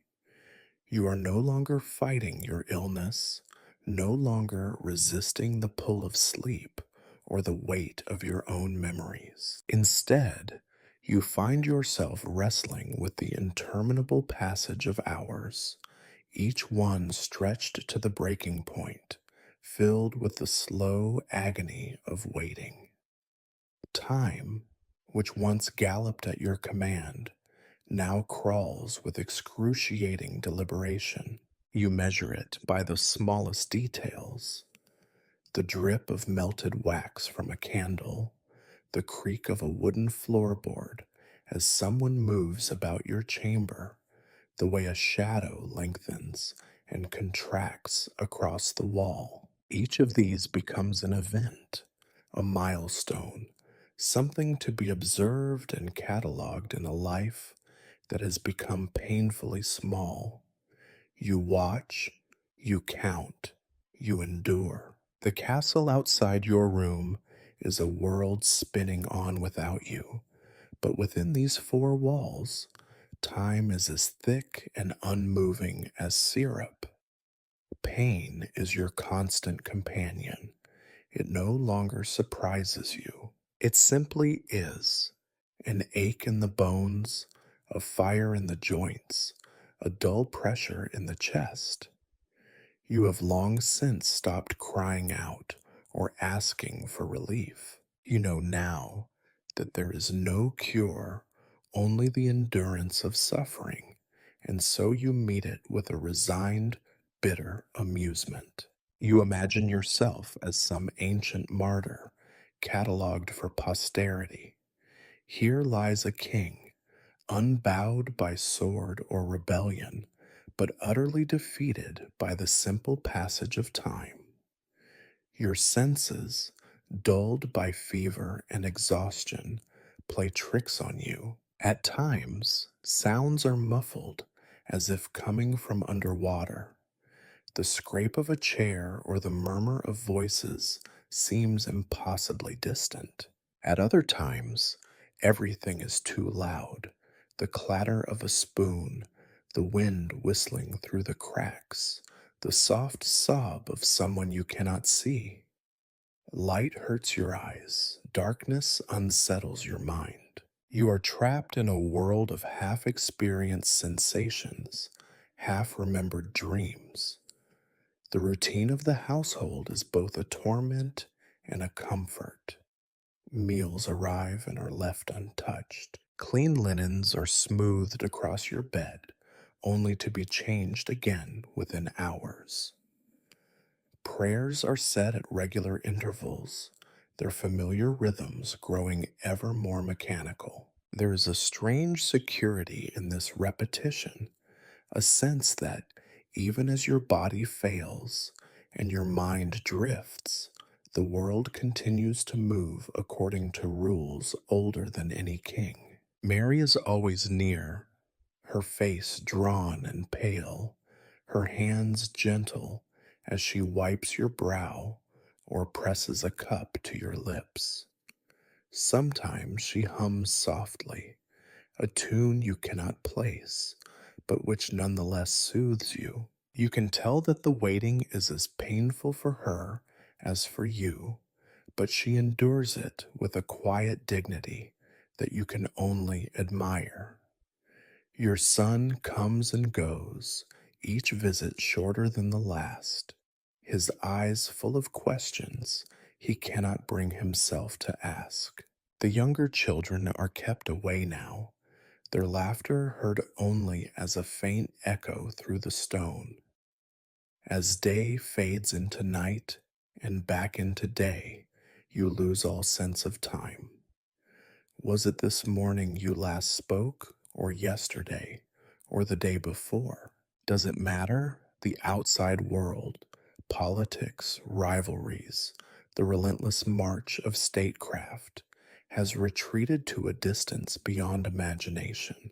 Even your own name, your own place in history, seems less important than the simple act of breathing, of surviving from one moment to the next. Your body rebels in new ways. You feel a numbness creeping up from your feet, a heaviness in your limbs. The pain, which once flared sharply, now settles into a background hum, a constant reminder that you are still alive. It would be easier, You sometimes think, if it were otherwise, but life, it seems, has no interest in mercy. Sometimes you hallucinate, slipping into dreams so vivid they might as well be real. You see yourself walking the castle corridors as a young man, striding confidently into council, your voice clear and commanding. You ride through rain soaked fields, your banners streaming behind you, the cheers of your men ringing in your ears. Then you wake, and the dream is gone, leaving only the ache of longing and the dull press of the mattress beneath you. The priests and physicians continue their routines, each convinced that their attentions matter. They offer prayers, tinctures, gentle words, but you are past caring. You accept their ministrations as you accept everything else now, with a faint smile and a mind already turned inward. The final irony is not lost on you. You, who once demanded absolute obedience, are now at the mercy of others. Nursed, prayed over, watched like an infant or an invalid. You wonder sometimes if this slow, painful passage is necessary, if kings must linger so their courts and their families have time to adjust, to say their farewells not with fanfare, but with the numbing repetition of hours. Or perhaps it is simply the way of flesh, indifferent to rank, determined to drag out the end as long as possible. You do not fear death. That fear left you days, perhaps weeks ago. What you fear now is this: the possibility that time will continue to stretch, that pain will never end, that you will be trapped forever in this half lit chamber between life and oblivion. You pray, not for salvation, but for release, for the simple mercy of an end. And yet, even as time passes with agonizing slowness, something within you holds on. Habit, perhaps, or the stubbornness that once made you king. You endure breath by breath, heartbeat by heartbeat, each one a small victory against the inevitable. In the end, it is all that is left: to wait, to suffer, and to meet whatever comes with what little grace remains. In the end, it is not the pageantry of a royal death that you receive. No procession, no massed choir, no last declaration to the assembled council. Death, as you finally meet it, is a solitary visitor. For all the years spent at the center of courts and crowds, you discover that the final act is performed alone, with no witnesses save your own weary self. You become aware, slowly, that the room has grown quieter.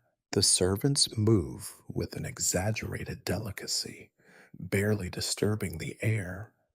The priest who promised to remain at your side has slipped away to tend to his own hunger or his own prayers. Even Mary, exhausted by her vigil, has finally drifted into a half sleep, her head resting on folded arms beside your pillow. It occurs to you that everyone, in the end, must sleep, except you, who now hovers in a strange space between dreaming and waking, body and spirit. For a moment, you are almost grateful for the solitude, the endless parade of visitors, the whispered reassurances, the clumsy attempts at comfort. All of it fades into the background. There is no one left to impress, no face to mask your suffering, no audience for your performance. You are free to let go of everything, dignity, composure, even the last tatters of hope.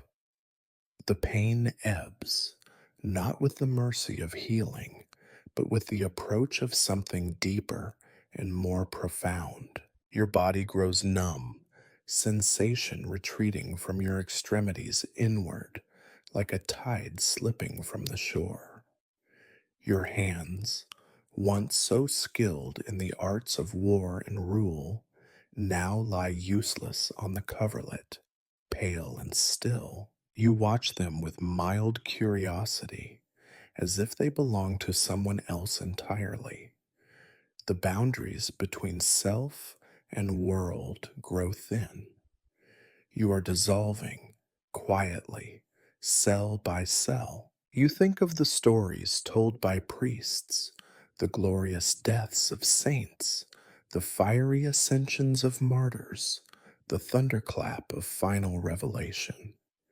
Your death is none of these. It is the gradual dimming of a candle, the slow settling of dust in an empty hall.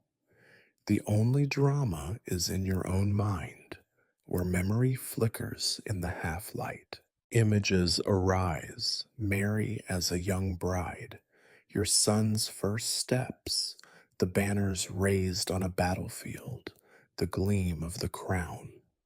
They come and go without order, like leaves carried on a wind. You try to speak, to summon a final word or blessing, but your voice is lost in the hush. There is no more breath for speeches, no strength left for ceremony. In your last moments, the world has become smaller than you ever imagined. There is only the sound of your own heart, slow and irregular, and the faint exhalation of breath as it leaves your lips. You become aware of your solitude, not as a punishment, but as a simple fact. This is how it is for everyone, king or beggar. The final reckoning is made without witnesses or judges, without the reassurance of company. You remember, with a kind of bleak humor, all the protocols and instructions you once gave for royal deaths, how the bells should be rung, what prayers should be said, which lords should stand where. None of it matters now. The real ending is invisible, unremarkable, private. In the moments before the end, you sense a profound stillness. Time itself seems to pause, the endless ticking of the world's clocks suspended. You are weightless, unmoored from your body, your mind stretching into the darkness. There is no pain, no fear, only a curious peace. You are alone, and that is both a sorrow and a relief. Somewhere far away, you think you hear Mary whisper your name, or perhaps it is only the wind moving through the cracks in the old stone. You try to reach for her, but your arm does not move. You try to call out, but your lips do not part. The world is receding, a shoreline glimpsed from a departing ship. If there is a judgment, it is silent. If there is an afterlife, it waits patiently. You do not see angels or demons. No familiar faces appear to guide you. There is only darkness and the soft impression of letting go. You close your eyes. The world, once so full of color and noise, has become a single point of quiet. You realize finally that there is nothing left to do, no last words, no unfinished business, no lingering regrets that have the power to hold you. You surrender, not in defeat, but in acceptance, as the last breath leaves your body. And so you die, as all mortals must, not with a roar, but with a sigh, alone As you came into the world, so you departed. One more king returned to dust, his struggles and triumphs now the property of memory and rumor. The kingdom outside your window carries on, as it always has, oblivious to the passing of yet another sovereign. Death comes, as it always does, in complete solitude. And though the chronicles will someday record your name, your deeds, and the date of your passing, none of them will truly capture this last, quiet moment when you let go of everything and slip into the unknown. The moment you die, you become history.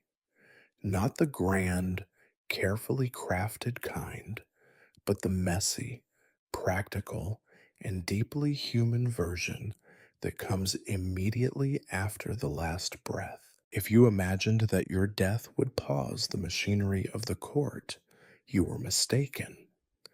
Death, even the death of a king, is a disruption, but it is also a signal. It is the starting bell for 1,000 small ambitions, a flurry of movement that banishes solemnity almost before your body is cold. The first to react are the servants. There is a kind of relief, though no one would dare name it. They have lived for months in the shadow of your illness, their own lives suspended by your slow decline. Now, with the final curtain drawn, they are set loose. Orders must be followed, windows opened, candles snuffed, bells rung. There is a list somewhere, perhaps written in your own hand, detailing every step for this occasion. The senior housekeeper consults it, issuing commands with the brisk authority of someone delighted to have purpose again. Word spreads quickly. Messengers are dispatched with the news, riding hard to distant castles and abbeys, carrying the official announcement. The court springs into action. Black drapery is hung, and tables groan under the weight of hastily prepared morning feasts. Ministers arrive in the corridor outside your chamber, their faces composed into masks of gravity, already discussing succession, debts, and the question of your final resting place. The council, so recently paralyzed by your decline, is now energized, as though your absence has set them free. The family is at the center of the spectacle, but even their grief is shaped by custom and expectation. Mary, now the Queen Dowager, is quickly surrounded by ladies in waiting who urge her to rest, to eat, to weep at the proper moments. Your son, newly crowned in all but ceremony, is hustled away to receive condolences, his face a study in practiced sorrow and poorly hidden relief. He has been waiting for this moment, even if he never dared admit it. Not your death, perhaps, but the end of uncertainty.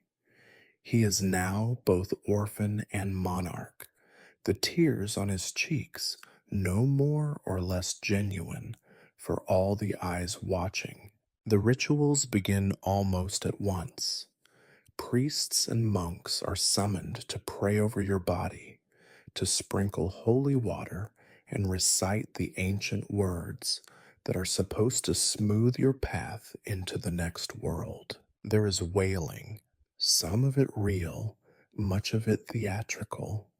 The castle echoes with the sound of grief, measured out in the prescribed doses. Those who mourn you most truly are the ones who slip away quietly, avoiding the crowds and the rituals, preferring a silent moment in the chapel or by the river to the grand display.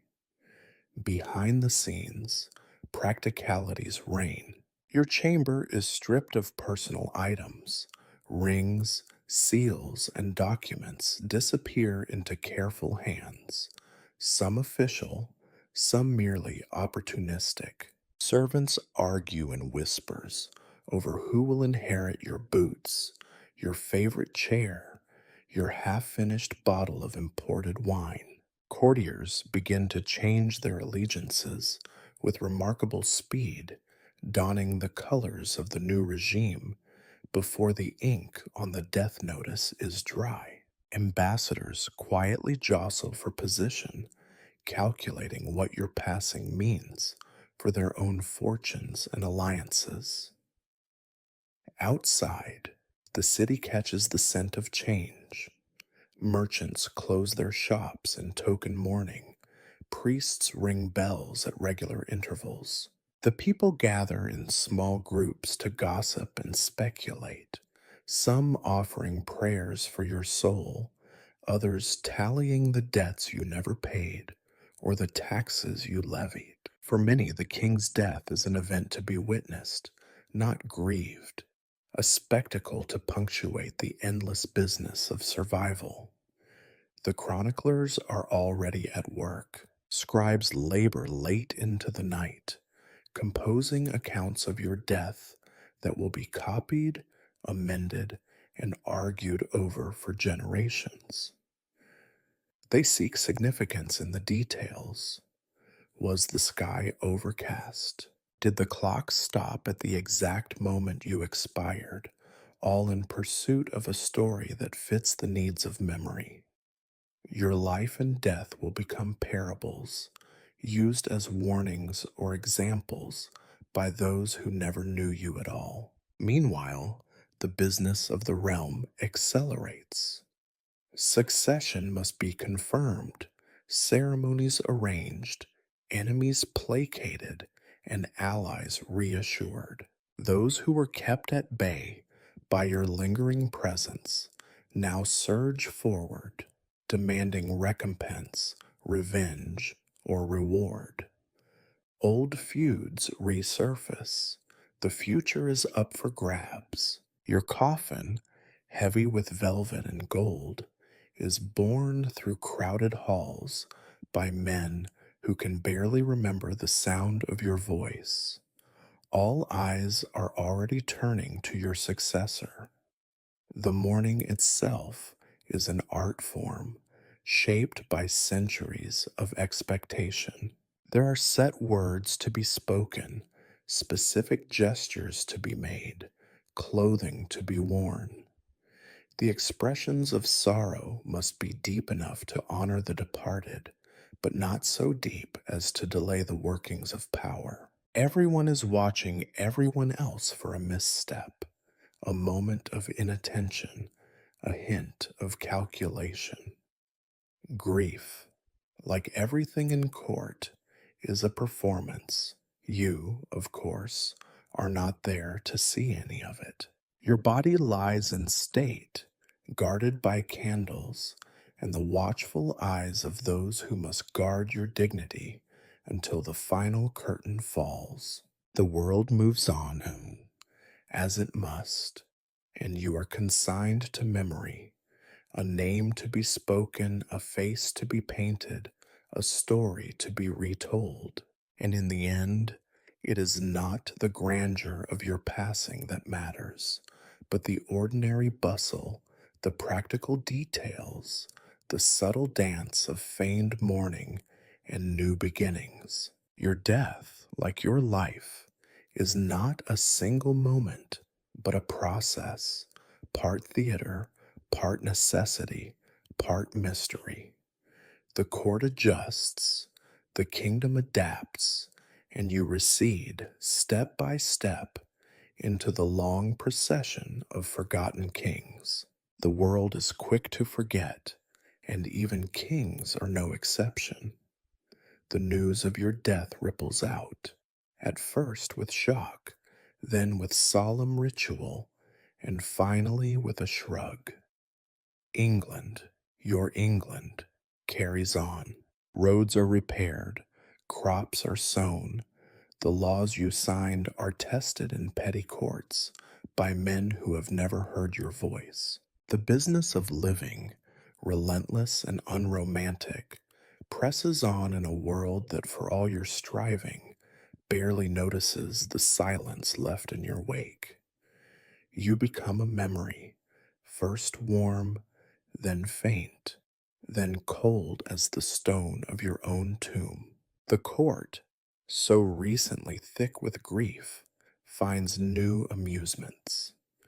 Courtiers realign their ambitions, gossip finds new targets, and the talk at dinner tables turns from your illness to the new king's first decisions. Children chase each other through the halls where you once walked, their laughter echoing off the same stones that witnessed your last days. In a matter of weeks, your name is spoken less and less, and when it is, it comes draped in a formality that signals distance. His late majesty, the departed king, your son, now king in truth, and not just in waiting, wears the crown with the mixture of pride, anxiety, and exhaustion that you remember all too well. His counselors advise him, his family worries over him, his enemies watch for weakness. He consults the chronicles for precedent, finds your name in the margins of history, and sometimes wonders whether he is destined to repeat your errors or surpass your successes. He keeps your portrait in a private chamber, a token of both inspiration and warning.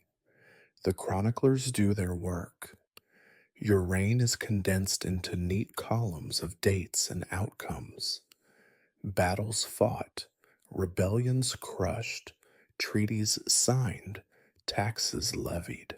The grandeur and the failure are rendered in the same measured tones. Historians, not yet born, will debate your legacy, some calling you a usurper, others a reformer, a villain or a necessary evil, or merely another link in a long, unbroken chain of flawed rulers. Your victories are dissected, your defeats analyzed, and the truth of your life becomes just another point of contention in dusty libraries and echoing lecture halls. The common people remember you, if at all, through stories passed down over ale and by the fire. The time the king rode through a storm, the day he pardoned a thief, the harsh taxes in a hard winter. Their memories are practical, unvarnished, shaped by how your actions touched their daily lives. For some, you are a distant figure, a shadow cast by the towers of London, the author of a law, or the face on a coin worn smooth by time. And then there are the children, yawning in stuffy classrooms, reciting the list of kings and queens. Your name arrives, sandwiched between predecessors and successors, a necessary stepping stone on the path to some more interesting era. They repeat your story because they must. Henry IV, who died in the year of our Lord 1413 after a long illness. For them, you are less a man than a date, a brief answer on an exam, a cause for glazed eyes and stifled yawns. Yet even this is a kind of immortality. To be remembered, even as a footnote, is a rare fate. Most are lost entirely, names carved into weathered stones that no one visits, stories left untold. You at least have a place in the great, tedious record of England, a story, however dull or tragic, that will be repeated long after the warmth of your body has vanished. For some, your life becomes a warning. For others, a curiosity, an anecdote told to enliven an otherwise dreary lesson. You do not haunt the halls. You are not a restless spirit. You linger in the margins, in the gaps between true tragedy and farce. Perhaps, on the rarest of nights, a scholar or a king's descendant will pause, brush the dust from your name, and wonder what you felt, what you feared, as the sickness carried you away. But you will not answer.